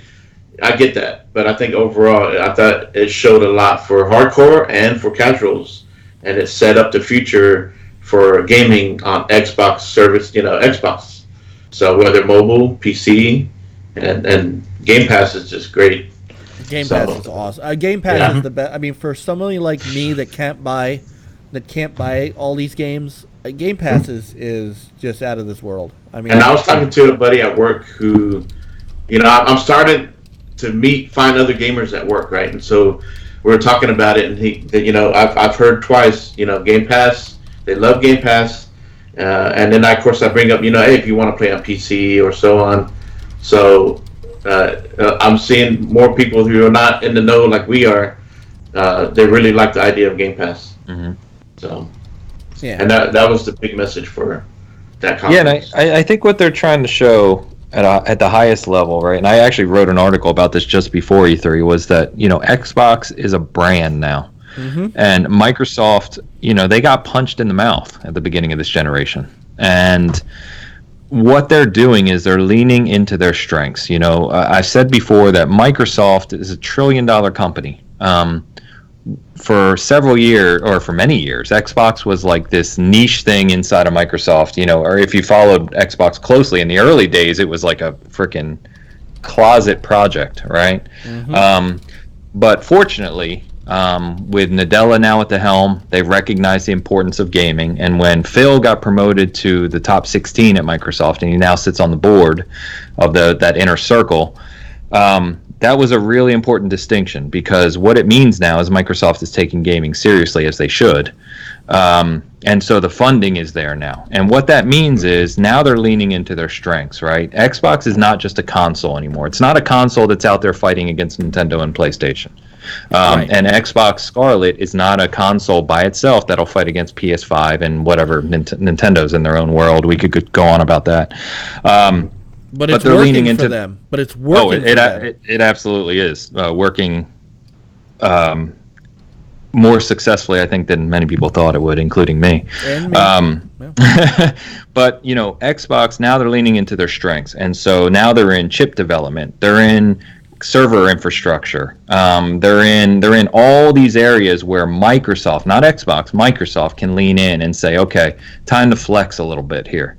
And that's why you're seeing these AMD, conferences with Lisa Su and Phil talking about the future of chip development and the future of gaming. That's why you're seeing Azure being talked about more, and even Sony and Nintendo recognizing they can't compete on the cloud infrastructure. They just can't. They don't have it. You've got Google, you've got Amazon, and you've got Microsoft. And if you're not one of those three, you're not in the conversation. And so the fact that I think what they tried to show at a very high level is to say Xbox is this now. It's not a console. Xbox is a console. It's services. It's on PC. It's going to game with you where you go in xCloud. And Xbox is a much bigger infrastructure going forward than it has been in the past. And I think that's how they succeed. I really do. I mean, most people think Xbox has failed. Xbox is making more money now than they ever have in their history. So people may disagree with the direction, but my opinion is, as long as they make that console, give me a great console, give me the ability to still have physical games, and then give me all the other stuff on top of it, you've got me. I mean, I don't have a complaint. Yeah. Well, it's all about choice. Exactly. As long as you have the options, right? If they were to come out and say, we're going to have a next console, but we're not really investing a lot in it, the focus is streaming, then I'd be pissed off and ranting right now. But they're not doing that, right? They're going to say, we're going to build the best console, and then we're also going to give you an option to play all your games you already own, on your phone or on your tablet or whatever, which, by the way, we did that as well, which impressed the shit out of me, to be honest. I think that's a direction that the industry is going to go. There's really no two ways about it. It's, if you look at all your other industries, whether it be movies or music or what have you, that's the way they've gone. It's all headed that way, and people, I'd always wanted to see. I'd always wanted to go back in time and try to like rush to E3 in 2013 and take Matrick and do two things with Don Matrick. Number one, say, do me a favor. You're about to say something stupid about submarines. Don't. Yeah. But also don't change course. Because I think one of the mistakes they made, and I will always say this, is I think they freaked out over the reaction to their console, and because they didn't have a good, I think they had an internal understanding of what they wanted to do. What they didn't have was the right people who could tell you what it was. So many of us that were Xbox One fans from the beginning, I wanted to see this. I was excited about being able to just use discs as an install, because I knew that, hey, it's a digital console, but I'm going to be able to take advantage of physical sales, which now we can't do, because if you buy digital, you're paying $60 no matter what the physical price is. That, remember one time there was a rumor about, trading in your physical disc Yep. for something? Mhm. Whatever happened? well, I Is it think still on the table Yeah, somewhere, it or is might it tabled? the rumors of their sharing program were great, but you're right, they got punched in the mouth, and instead of taking that hit and going, I think we're right, and I think when you see it you'll understand, they went, all right, we're going to scrap the whole thing. And I think that hurt them, because now we're there. We're at that point. Mm-hmm. Yes, you have. Yeah, they had the vision, right? Yeah, because you've got these games. Yeah, but it's the risk with just not Microsoft, but just technology in general. I've worked for companies where they were thinking like 5-10 years ahead, and consumers are not there yet. Mm-hmm. So it will be a tough sell. And the chances, Microsoft is quite famous high for that doing that. That you will fail. Yeah, and not because that Microsoft idea is famous bad. You're just ahead of time. But I think that what they needed to do was get up. First off, what they should have done was get up on stage at E3, and all they had to do was say, "Don't worry about your used games. This is what we're gonna do," because they let Sony. They literally. The one thing there's an old saying in politics that the worst thing you could ever do is let your opponent define you before you have a chance to define yourself. They went first, and Sony was still able to define what Microsoft's Xbox One was without even using its name, and that was the punch in the mouth that they couldn't fight back on. They had a chance to come out and say, look, $4.99. We're giving you the camera. This thing is going to do all this great stuff. And by the way, let's Don Matrick could have stepped out and said, let's address the used games things right now. We are not taking away your ability to trade in used games. And that would have been fine. I'm sure they had a plan. Nobody knew how to do it. And then they could have said, and by the way, here's how you can share your games with up to, I think the rumor was you can share it to 5 people. Here's how they could play your games. You could play with them. And they could have basically explained it in a way and then said, guys, trust us. And then they had a lot of capital from the Xbox 360. And they lost it because you're right. They took that hit and just didn't know what to do. And Matrick was just a moron. I mean, he's terrible. Which is strange because he ran EA beforehand. It wasn't like it was his first day on the job. So I'm sorry. I don't mean to. Now I'm the rambling one. Well, the thing is, the whole Microsoft culture was more arrogant than it is now. Well, sure, because you'll fit right in. Well, you had Steve. Right? You had Steve Ballmer at the top. I mean, Steve Ballmer. Good God. I mean, yeah. It makes me think of that. It's funny because as soon as we're talking about the punch in the mouth, it always makes me think of Mike Tyson's quote. You always you have a plan until you get punched in the face. Yep. the Don. The Don, yeah. But we're there, and that's just the funny thing. And at some point, some people at Microsoft have to be at least kicking themselves a little bit, going, we could have been there, and they're instead they're where they are to where they have to do this. Now, all that said, I may stream something, but I'm with you. I need a console. I need to sit at my couch and touch something. I'm all digital. I haven't bought a physical game. I'm digital there, but I need to play it on a console. Well, and I think it's been important that Phil has repeatedly, he's much better. Well, he's not excellent, but I think he's much better at communicating than some people in the past. And it's important that he keeps stressing that, he said very clearly that a console, a home piece of hardware, will still be the best experience, right? Mm-hmm. If you want that native 4K, 60 in next gen, whatever it ends up being, etc., having that home device and playing locally is still going to be the best way. It's just that we're giving you other options, and that's what I want to hear. Mm-hmm. Like I said, if they were moving away from that, I'd be concerned. I'm not really concerned. No. At this point in time. Because you see them working hand in hand with AMD, working on these chips, right? AMD needs consoles. They need hardware to put their products in, right? Hardware is not going away. There's going to be consoles around for a while. It's going to evolve. But hardware could move in the in the data centers. Well, those chips are being used on the blades and stuff. That's why you will have like low power, low heat kind of solutions, because that fit right in there. Yeah. I mean, it's but that's where Microsoft has the advantage, right? Because they're doing both. Mm-hmm. They're doing hardware on both sides, which is a huge boon for AMD and Microsoft, obviously. Yeah. Well, and it's their boon is also going to come from their from their competition, because they've got the infrastructure that Sony wants, right. And exactly. Well, yeah. I mean, what you said earlier, Ainsley, about is either Amazon, Google, or Microsoft for their for the cloud solution. So pick your poison. I mean, which one has the best? It's the best for gaming.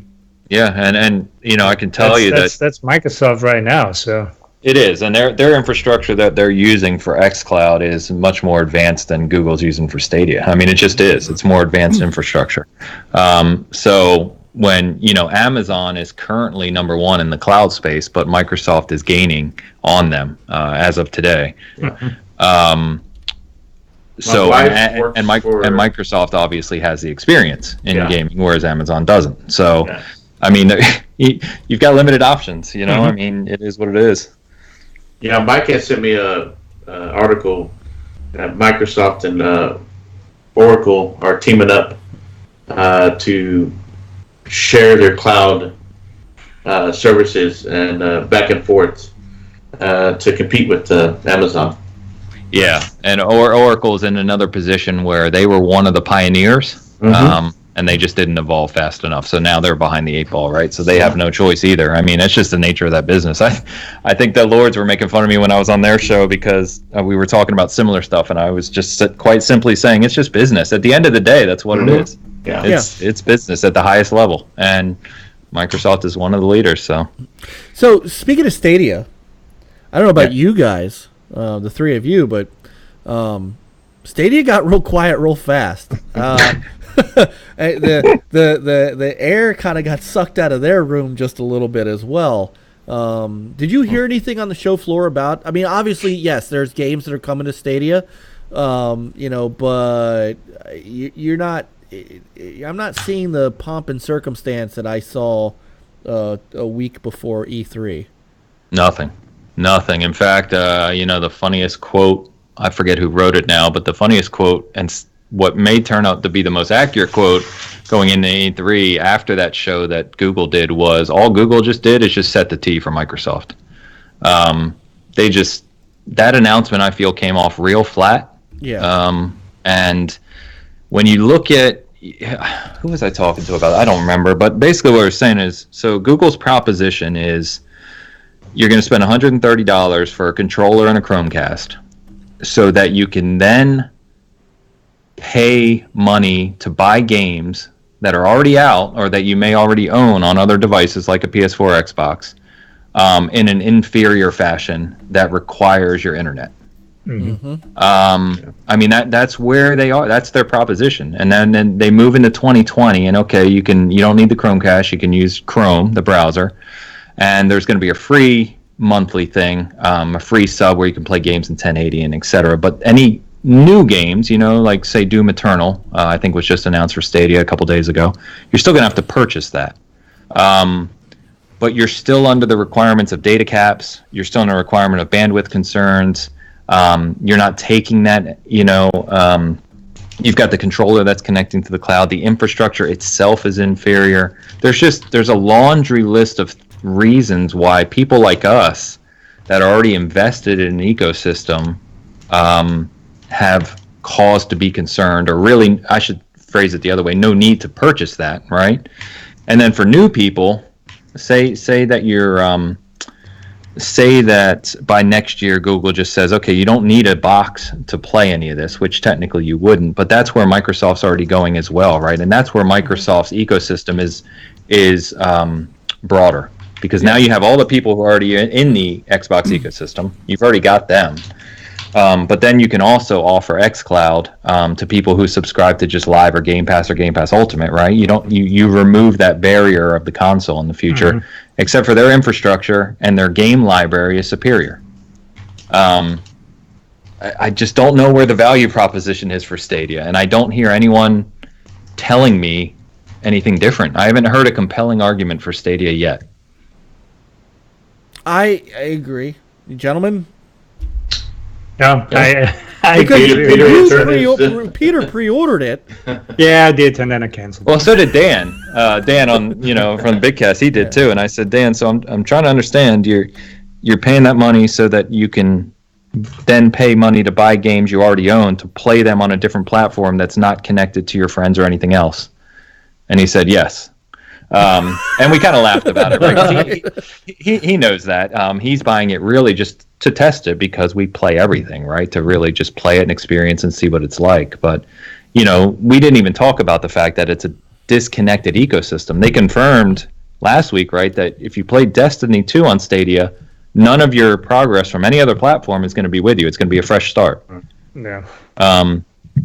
So if it's disconnected, you don't have the infrastructure to match even PSN, never mind Xbox Live. I just don't get it, guys. I don't understand. Yeah.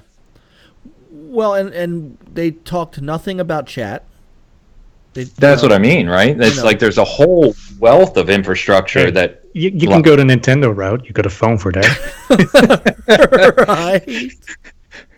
I think you just proved the point, Peter. When you say they could go the Nintendo Online route, I think they've already, dug their own grave. Well, they'll come out and say use Discord. That's the I don't know. I have no interest in Stadia. I mean, I'm not saying, I had the fad of the Xbox app doing the local streaming. It was cool, but then I'm like, well. The stream to PC, you mean? Yeah, which works great. It actually works great, but I don't use it a lot. PlayStation Remote Play was a great thing. This is an expansion on that. If you don't want to use their service, I like the idea of using the Xbox as a home server, and I might do that. When I'm taking a trip.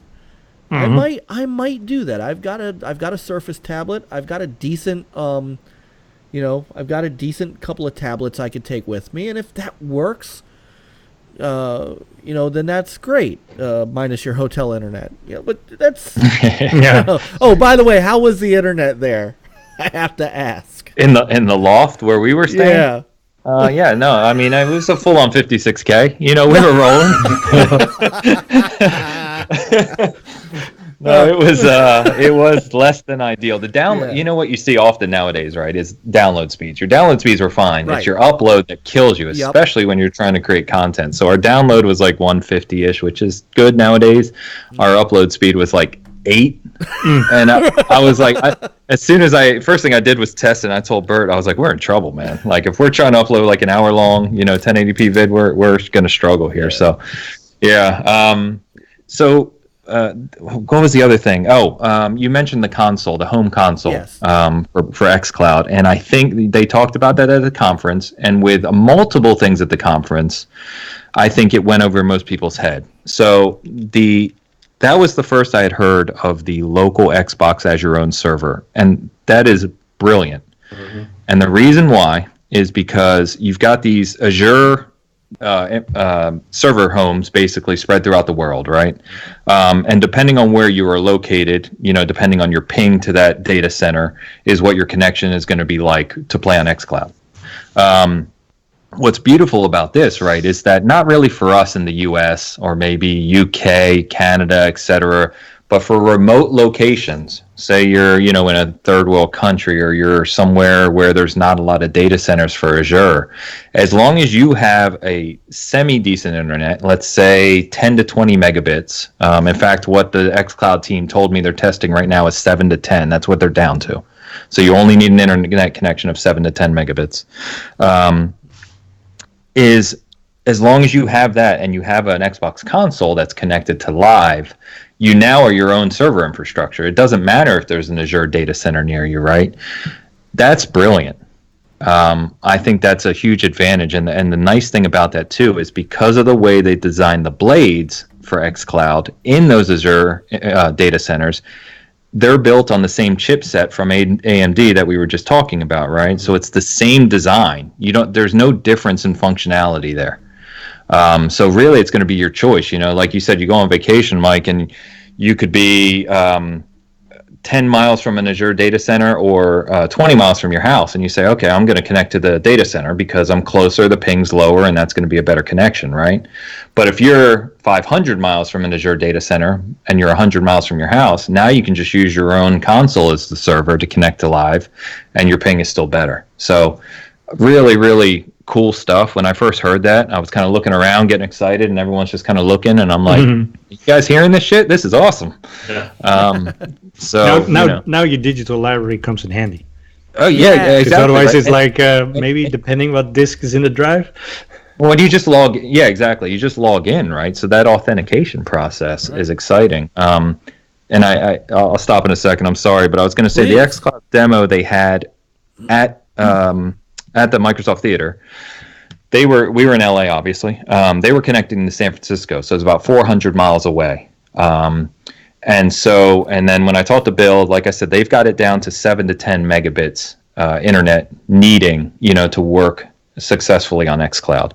And so I told him, what if you have like 20? And he's like, oh, if you have more than 15, 20, you're golden. Like literally it's 7 to 10. And so I talked to him a little bit about wired and Wi-Fi and those things. But he stressed to me that everyone on that team now who travels, because I think we all do this, we take consoles with us when we travel, right? Like I'm traveling next week to Michigan. My Xbox One X is going to be in my backpack. Aren't you glad you don't have to bring that power brick with you separately? Yes, that's a big thing too, right? But I won't even have to bring the X soon, right? Is that's the point, is that I'll go out to Michigan and I'll have my laptop here or phone, whatever, right? And I'll just authenticate with my Elite, plug in my Elite or the Elite 2's Bluetooth, right? Authenticate to Xbox Live, and I can play on whatever screen. At that point, you're still connected to live. You're still doing what you would normally do at home. It's just whatever screen you want to use. And I don't know if the public at large is really grasping that setup, what that means. Yeah, I don't know. Because I understand it. I get it. And I think we all get it here. I think that, and again, it's a choice. It's if you want to throw your Xbox One in a backpack and take it with you, go ahead. All right. But if you don't, you've got an option here. And if it's look, how many 4K TVs you going to run across at your hotel too? Right. So right. If you're talking about 1080p. If you can get the frame rate down, if you can get the 60 frames going, but if you're talking about 1080p, who's really complaining about that? Yeah, for the convenience, right? Like you said, it's an option for convenience. Exactly. Not to replace. I'm not going to sit at home and play on xCloud. I'm going to be on my Scarlet, right? Yeah. Mm-hmm. But if I'm traveling and somewhere like that, and I mean, internet broadly is faster than 10 megabits now. I mean, there's some hotels where you'll struggle to hit that still. Yeah. But I mean, broadly speaking, we're past that point. So by next year, yeah, it's going to be impressive. I'm telling you, I was really impressed with what I played, and I'm pretty hesitant about these things. I was skeptical, I say, probably a better word, but I played Halo 5 and Hellblade on xCloud. And I was impressed. I'm a huge, we've talked about Halo, right? Mm-hmm. So I could tell you if things weren't working in Halo 5. I have over 600 hours in that game. And I picked it up and played it, and I didn't have any trouble hitting headshots, killing things, melees. I was really impressed. Were they being played on Android phones, or I guess kind of a mix? It was Samsung Galaxy S10 Pluses is what they were using. So, I mean, top-of-the-line phone, right? Yeah. And they were running it at 720p. And the reason they said is that the data requirement would be the same basically on the back end. We didn't get into huge details. It's 1080p, but 720p. I talked about it. I wrote an article on this. I'm forgetting the details now. But, it's still early. Preview later this year. But in talking with Bill, and I see Cognito's commenting too, it's, I think almost all of us who played it there and demoed it were impressed. More impressed than I think we were going to be. But yeah, he clearly said to me, I was playing at the hotel last night on my laptop, and there's no problems. That's great. And I think Gears was one of the other. Wasn't Gears one of the other demos that they had on xCloud? Because people were talking about the active reload. Yeah, being able to hit the active reload without problem. Yeah, exactly right. I didn't play on Gears on xCloud. They had basically, I want to say maybe 6 stations set up, and it was a random mix of games. So I played multiple times. I just happened to get Hellblade and Halo was obviously the best thing for me to test because if anything was hiccuped. Yeah, Hellblade was gorgeous. No, really? Because I had not seen anybody else mention Hellblade. Yeah. Yeah, in fact, no, the footage we took was Halo. But yeah, no, played Hellblade, ran around, fought a few enemies. If you've played Hellblade, it's a gorgeous game. And the combat is pretty intense. No problems at all. I mean, it was smooth as butter, really. And I see Cognito in the chat saying the same thing. I mean, it really was impressive. I can't wait to at least try it. Whether or not I use it a lot, I still can't wait to try it. Yeah, exactly. I'm anxious to try it for myself in a real environment. You know what I mean? Mm-hmm. All right. So what I want to ask another gearhead, because this is one of the things that Chris and Peter and I kind of disagreed about coming out of that conference. So, what was your feeling not getting to see any Gears campaign footage? Yeah, I knew what the question was. You knew it was coming. You knew it was coming. I mean, I was disappointed in that. I think the best way I can say it is I was not necessarily disappointed. I think it was a missed opportunity. I get what they were trying to do. I appreciate different approaches to things. So that the whole video with Kate over the Billie Eilish song, which I'm not up on new music. I was like, I had to ask Bert. I'm like, well, what is this? Bert knows, luckily. So anyway, I thought it was neat. I thought them talking about Escape and Rod talking about Escape and laying out the dates of when we would see certain things, right? You're going to see Horde, and then you're going to see Campaign, etc. I thought that was all good. But there was a big expectation from, I think, almost all of us, if not all of us, that Gears 5 is the biggest game this year for Xbox. It's AAA, 3 years in development, big budget game. It's third-person, story-driven, memorable characters. It's everything that people are looking at Xbox for in terms of an IP to go up against the big PlayStation AAA games, of that nature, right?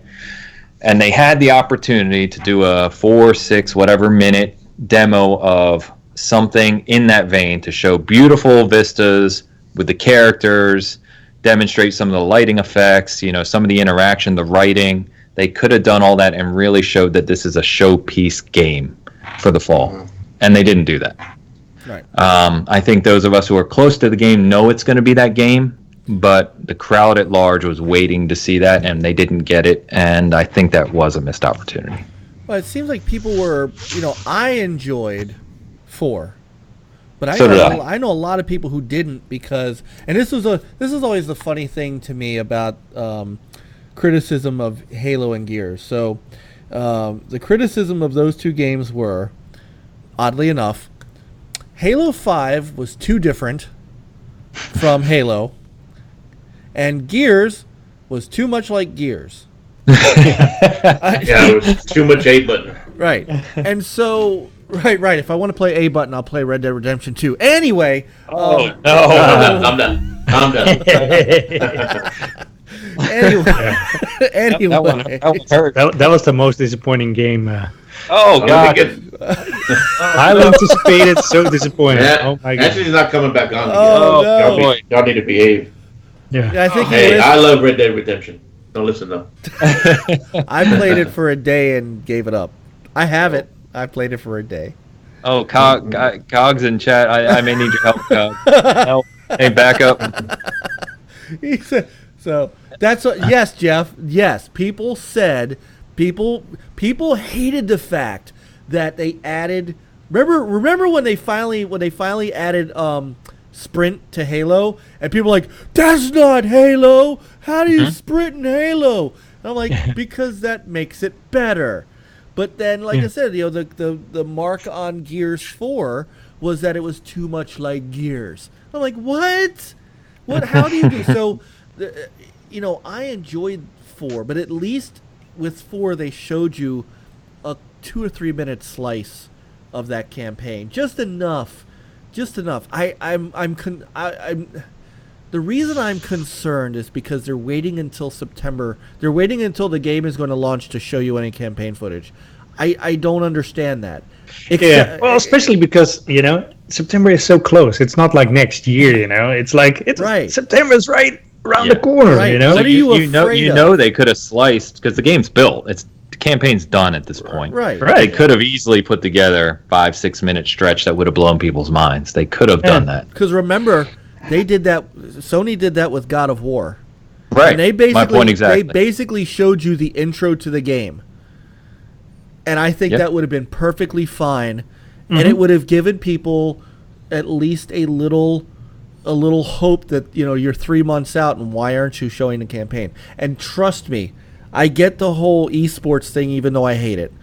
Gears to me is not an esports game. I know they try to make it that, but I don't think of Gears. I don't think of Gears as multiplayer.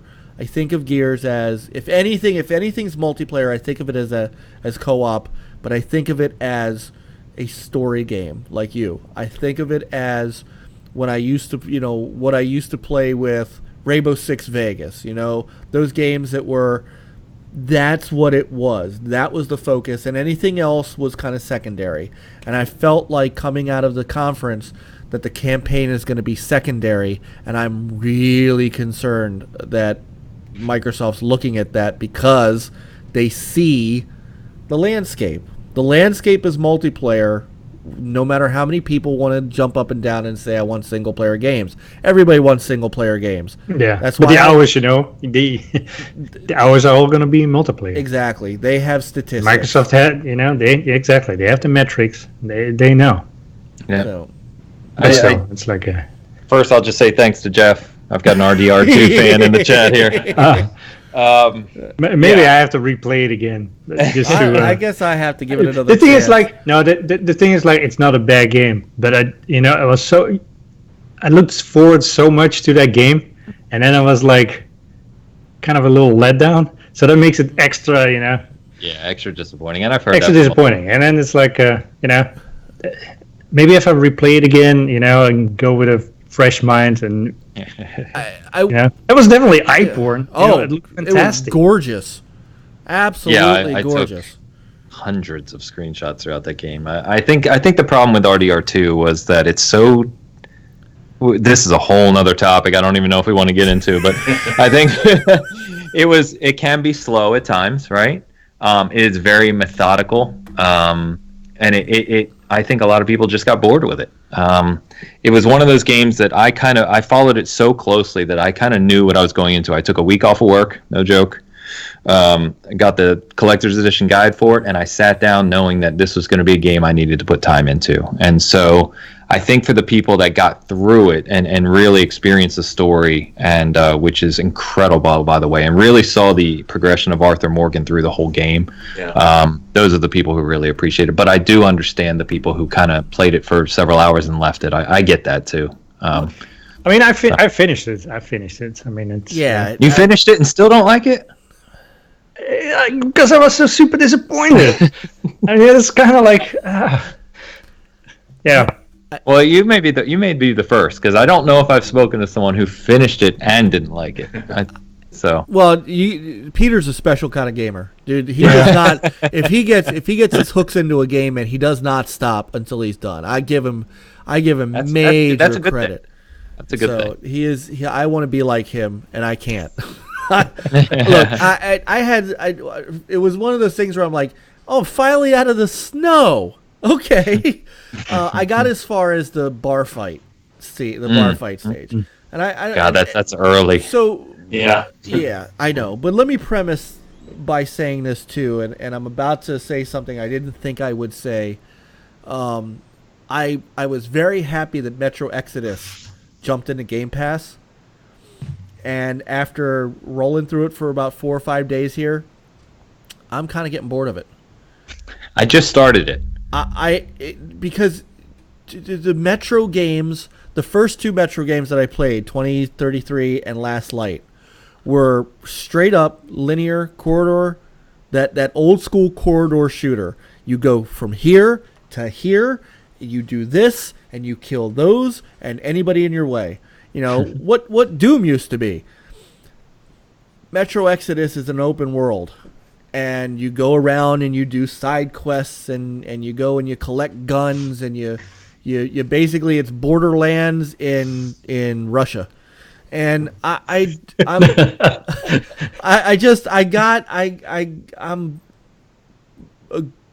think I'm a decent way through. I'm not sure, but I'm like, okay, so here's another freaking side quest. Oh, here's another oh, look, this popped up on the map. And I'm like, I'm getting open worlded out. And maybe that's my problem. And maybe it's not Red Dead's fault.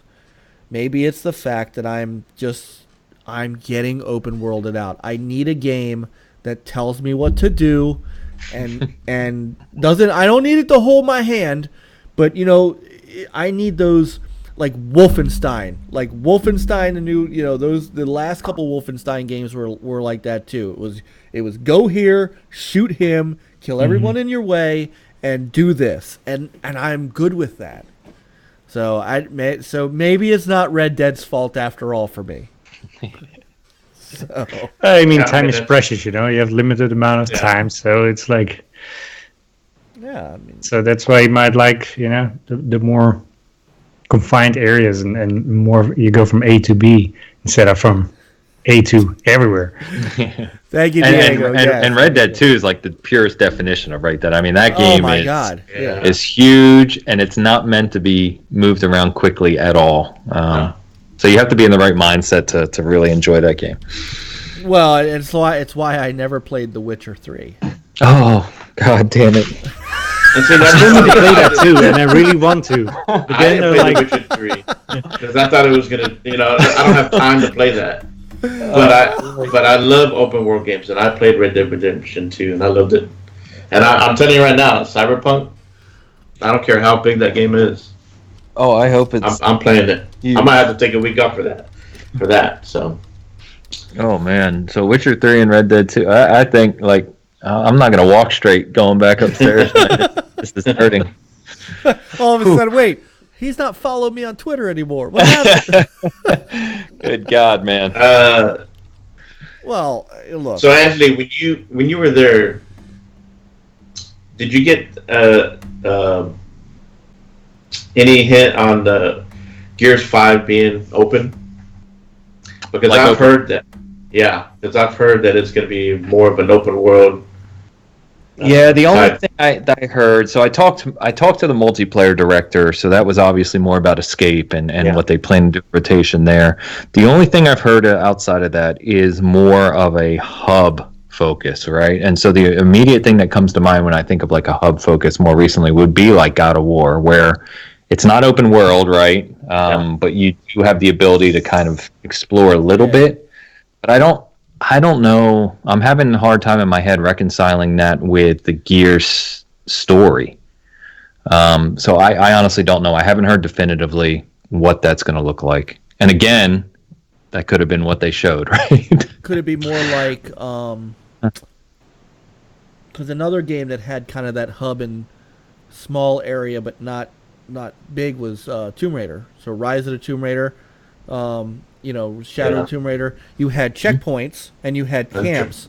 Uncharted, Yeah, Uncharted. Those places, you could explore a little bit, but you didn't. There weren't all of these crazy side quests, and you weren't doing.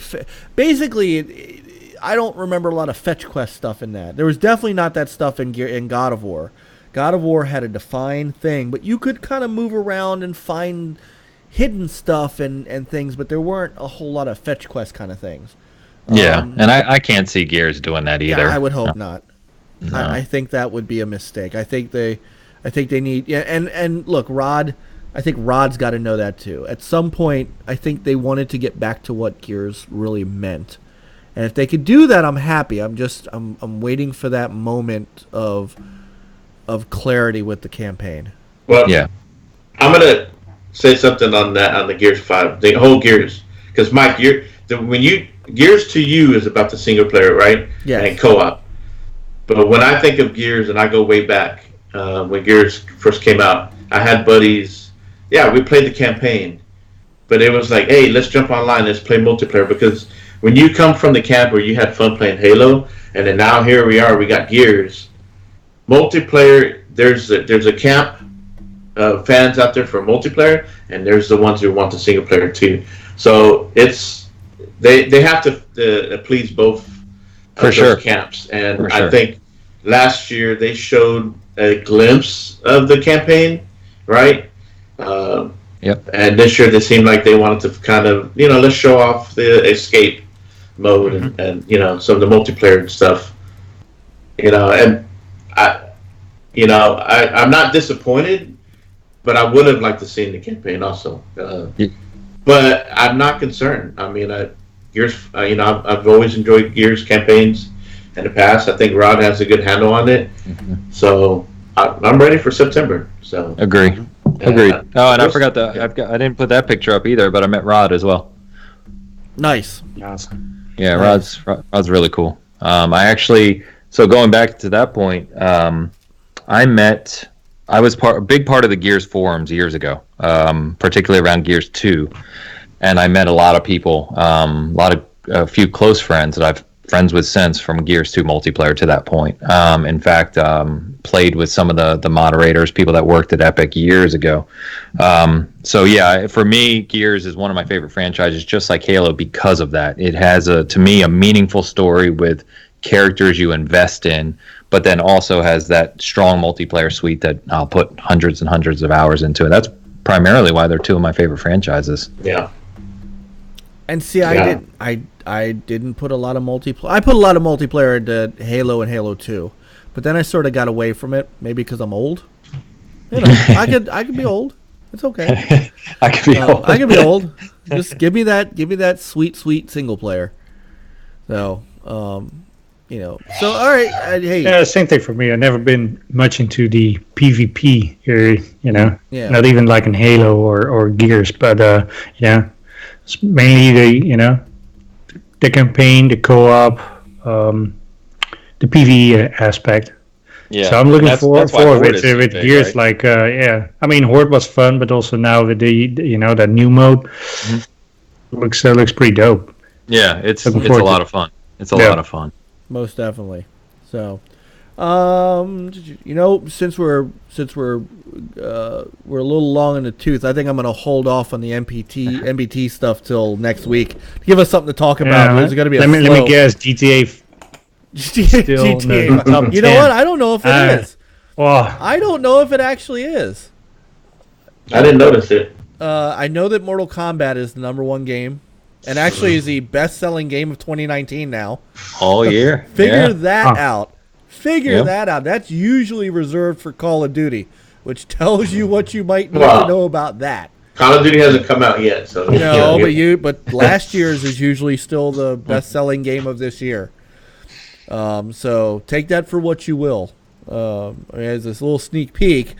So Grand Theft Auto is number 5 on the list, Peter. Okay.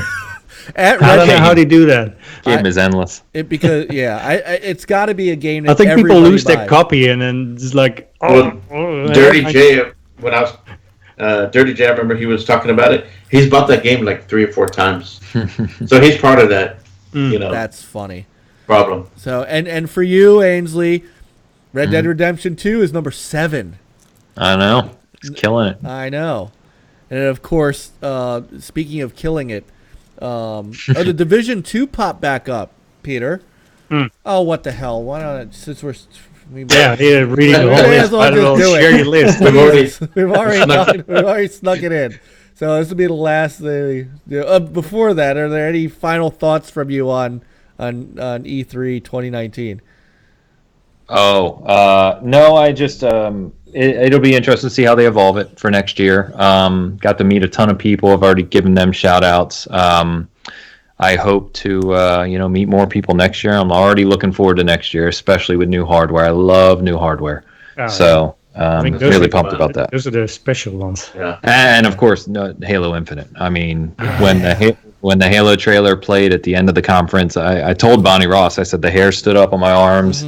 And he heard the music kick in, and I was just like, oh, man, like, just Halo does that for me. I get, like, almost emotional talking about Halo and the music, just everything about that franchise. So that I love that. I can't wait to see next year. Chief is alive. Yep. Chief's the man. Yeah, that was cool. That whole thing, and that little teaser with Cortana at the end. Yes. Because it's going to be interesting. I'm not going to lie. I got a little, at the end of 4, was a little emotional.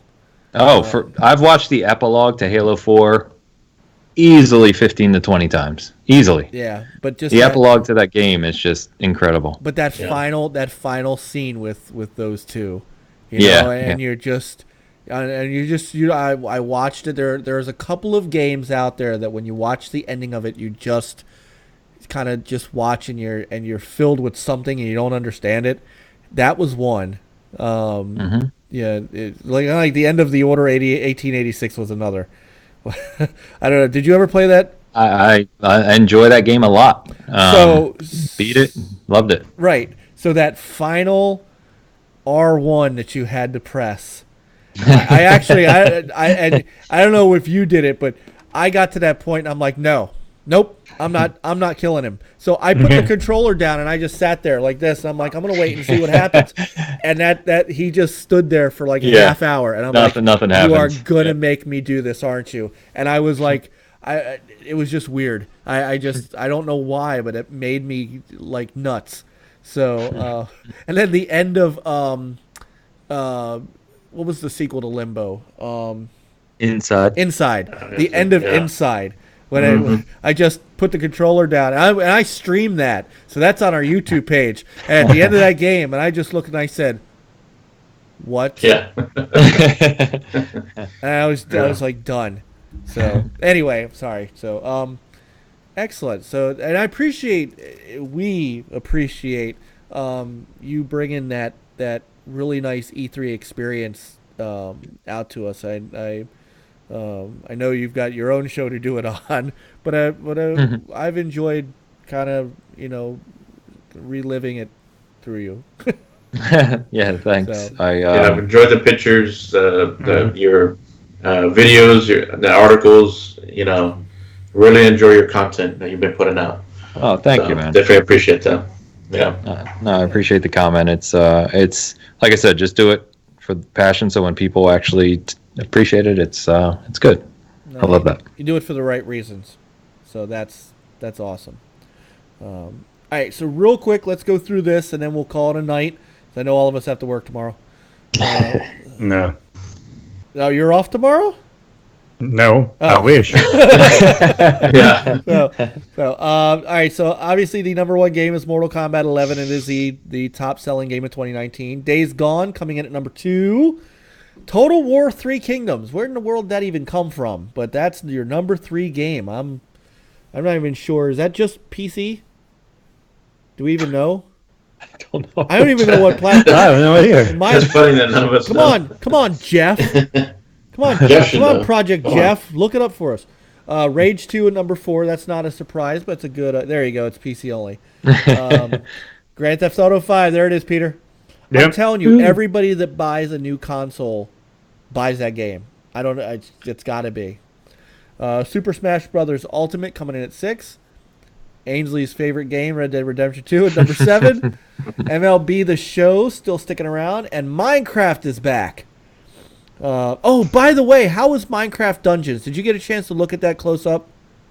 No, I did not. I missed that one, which I was mad about. I think I mentioned that there was a media day for Xbox that we didn't know about on Monday that we missed. That's where they had it. They didn't actually have it out at FanFest, so we missed it. But I did read Jez's article. I'm really excited for that game. I think it looks fantastic. Oh, yeah. I showed it to my 9-year-old, and he's like berserk. So he's like, "When's it coming out?" Like next year. I mean, Minecraft, the IP. You guys know. I mean, the IP alone, it's nearly 90 million now. I mean, that game is going to sell millions upon millions immediately. I believe that Microsoft made their money back. They're doing okay. Yeah. What about the AR version? Minecraft Earth. Yeah. So didn't get to see that either. I did the same thing. I talked to Jez about it. Funny enough, I keep getting us off track. We were where we were in FanFest. The row of us, Jez was right behind me. So like I stood up and I was kind of looking around, and Jez was sitting right there. And so we chatted briefly. And I've been following his articles, and he was big on Dungeons and Minecraft Earth. So he said really positive things about both of them. Excellent. Yeah, I'm excited for Dungeons. I'm not a Minecraft player at all. I'm not a Minecraft player, but I will play this with my son. So. Oh, you're not gonna play with us? Are you gonna play it? It is local. Minecraft Dungeon? Of course. Okay, because it is local and so look, I don't have a lot that I get to play with my kids. You guys know my middle child is autistic, so he's very focused on some things. Minecraft and Roblox are one of them, and I don't have a chance to really interact with him when he's playing those. He more interacts with his 4-year-old brother. This gives me something to play with him. So nice. All of us will play. I'll introduce you to him. He's great. He came up during the Microsoft conference and was kind of hanging out. He kept saying hi to everybody. So, nice. Oh, he's such a good boy. Then we have to get him some. We're actually thinking of getting him the arcade 1-up Pac-Man because he loves Pac-Man. Oh, okay. And the kid pulled straight A's. He's getting it's that or a Switch. He's getting one of the two. So nice. Anyway, sorry. Now I'm off track. So Minecraft comes in at number 9. NBA 2K19 comes in at number 10, which is not a surprise. That is still the king of basketball games. Well, it's because it was $2.99. They sold a boatload of those. Yeah, I did buy it. Someone gifted it to me. Yeah, nice. But remember though, this is not by units. This is by revenue. So no, I know, but I mean, when it's that cheap, then everybody, it's like, oh, for that price, I can't. When it's loaded with microtransactions too. So. It's true. So, and then rounding out. Yeah, Coop says he bought it twice. What, GTA 5? Yeah, NBA. I have to try it because I used to love NBA 2K. I've got all of them on the Dreamcast, and they're awesome. So. The thing is, those things are getting so complicated, though. Oh, I know. You remember, it used to be like back in the days. It used to be so easy. You had one analog stick back in the day. Pretty much. Yeah, and like 2 buttons. Yeah. Exactly. So anyway, you're in Kansas City, so it's 10:56 for you.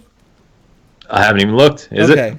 All right. Yes, it is. All right. I don't want to hold you up past your bedtime or anything. So 11 is Mario Kart 8. The Division 2 is holding strong in the top 20, which is good. Happy to see.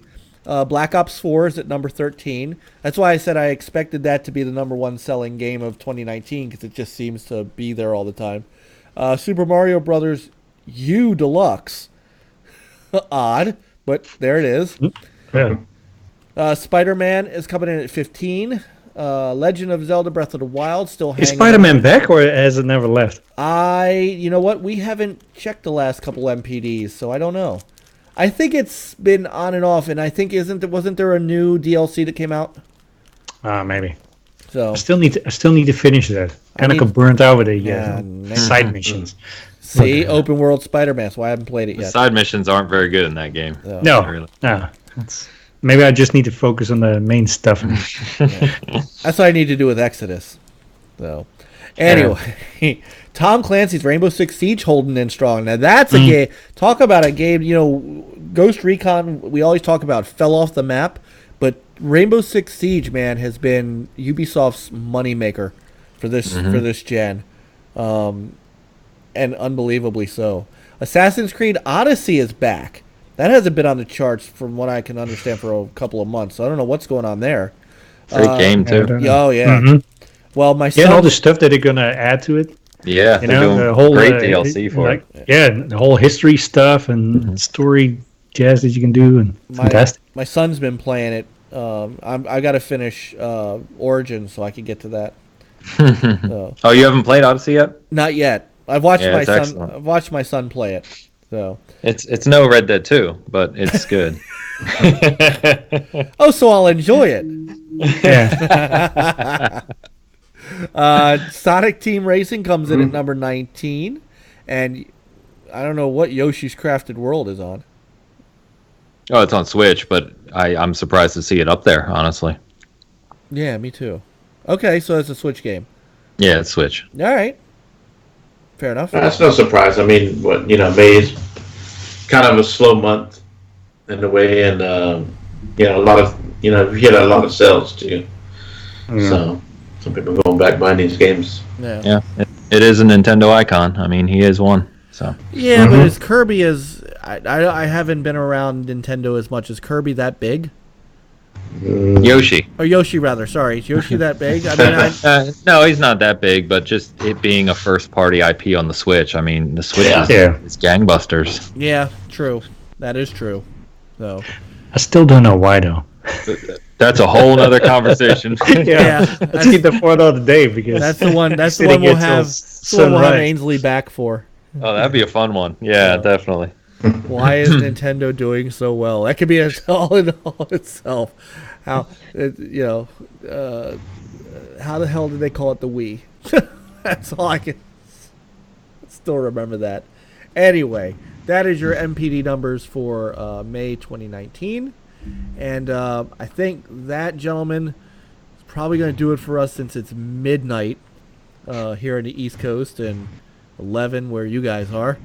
So I want to, absolutely thank you, Ainsley, for coming on. It has been a pleasure. This was long overdue, and we will reciprocate. Whenever we can hook up with you guys for one of your shows. For sure. Yeah, no, thank you guys, really. It's always fun. I love talking to you guys like this. By you guys, I mean, like when I was on Lords and on this show, it's just there's a certain type of person that does these shows with the passion and the history, and having that experience. It's always just a blast talking games, man. I love it. Yeah. Yeah, I can do it for a while. And that's why we're stopping now, because otherwise it'll be 2 in the morning. So I want to make sure that I don't get yelled at in the Discord room afterwards. So, obviously they can find you at Porsche Power on Twitter, but give us everywhere else that they can find Season Gaming and all that you do. Oh, and real quick, I'm sorry, and if he's still in the chat room, I got to give a shout out to Dan. So, when Toe Jam and Earl came out, Dan and I went through I bought the original ones on Xbox Live. They were back compat. Dan and I rolled. I've got a good stream of Dan and I playing the first game. Awesome. together. So I had to give him a shout out for that. I meant to do that earlier, and I appreciate it. He was like, "You're playing Toe Jam and Earl?" I was like, "Yeah, you want to play?" He's like, "Yeah." We got it together. So I really appreciated him spending some time with me. And anytime, man, anytime we want to play some Toe Jam and Earl back in the groove, I'm down. So Nice. sorry. So where else can we find all good things Season Gaming? Honestly, just seasongaming.com. We do have our YouTube channel. I appreciate subs on. We got a lot of good play during E3, so a lot of new subscribers there, which is nice. Follow us on Twitter. So we kind of separated on Twitter, whereas I tweet quite a lot about just everything game related. Season Gaming's Twitter account is used solely for just articles, videos, and news. It's not really posting about anything else, so following those is cool. But that's it. Season Gaming everywhere, and I'm Porsche Power everywhere. So I also wanted to mention before we go, I don't know if I have you guys on Xbox Live or PSN. Make sure we hook up. I'd love to play some games sometime. I'm Porsche Power on both. I'm everywhere. So you can look me up and just add me, and I'll add you back, and we'll do that. It'd be fun. Oh, we're doing that because when Gears comes out, man. We're gonna rock that. Yeah. I'm gonna be all over Gears for sure. We're gonna rock that, no doubt. So, but thank you, man, so much for coming on. I'm glad that we were able to get this done, and as we do with everybody, it's an open invitation. If you're bored one Thursday night, and you're like, hey, Mike, you got room for me? We always do. So cool. And thank you to the great chat room. Everybody, as usual, brought it.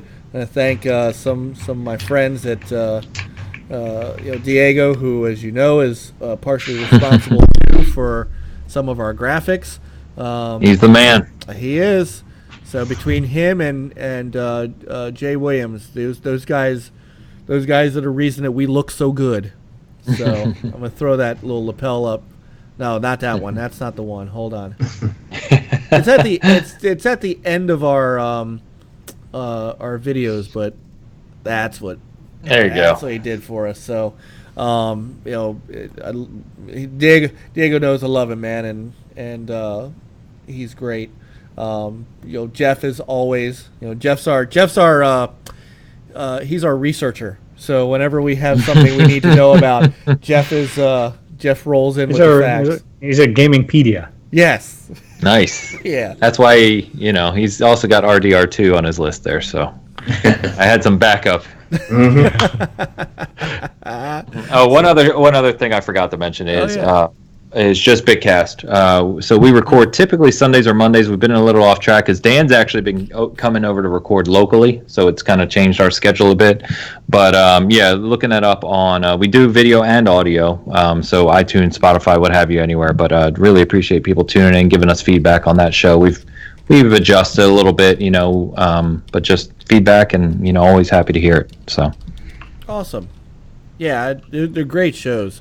They're great shows. I love to listen to you guys talk because it's kind of what we try to do here. We just we talk about the games. We put aside. You notice we did the software MPD.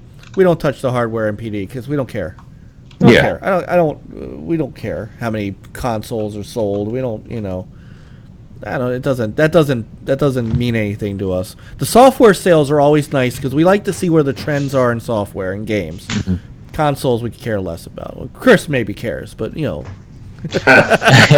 right. We don't. So, but thank you so much, and of course, Peter and Chris, thanks for hanging on till midnight, and so noon somewhere, but it's noon somewhere. So I'm going to be. I'm going to try this weekend. So I'm going to be at Too Many Games in Philly. I'm going to try to do. I've got Streamlabs on my phone. I might do a little live stream while I'm there. Give some people some little perspective on this show, and I'm expecting more people than the Coleco Expo, so this should be good. Yeah. You got your NLG shirt, right? I do. I've got my NLG. It's not why I'm not wearing it tonight. So I'm packing it. We're going up Saturday morning.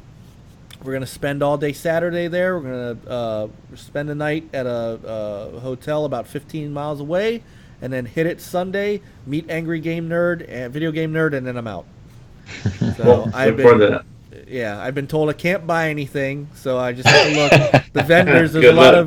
of right. There's a lot of vendors there, so Mhm. I was told I can't buy anything. I might have to take a couple games up to barter with though. So, although Not a bad idea. yeah, it won't be my copy of Web of Fire though. Oh, you know what I'd like to see a picture of is that is a picture of that what'd you mention, the bowling for Dreamcast. Oh, Yeah, just shoot me a picture of it sometime whenever you remember. yeah, sure. That'd be cool to just see. Yeah, no problem. I think it's on the shelf over there. So yeah, I'll shoot you a picture of it. So anyway, that's our show for this week. Ainsley, thanks again, man. This was great, and hopefully we'll get you on again soon. And man, we're Yeah, out. no, that was fun. It's a good show. Yeah, no, thank you guys. A pleasure chatting with you, getting to meet you guys finally. Yeah. Face to face instead of just on Twitter. So really appreciate it. Thanks again, guys. Yeah, no problem. Thank you. Yeah, thank you. Everybody have a great weekend. Make it a gaming weekend. We'll see you back here next Thursday night at 9:30 p.m. Eastern Standard Time. Until then, play on, gamers. Come on, guys. See you guys. Laters.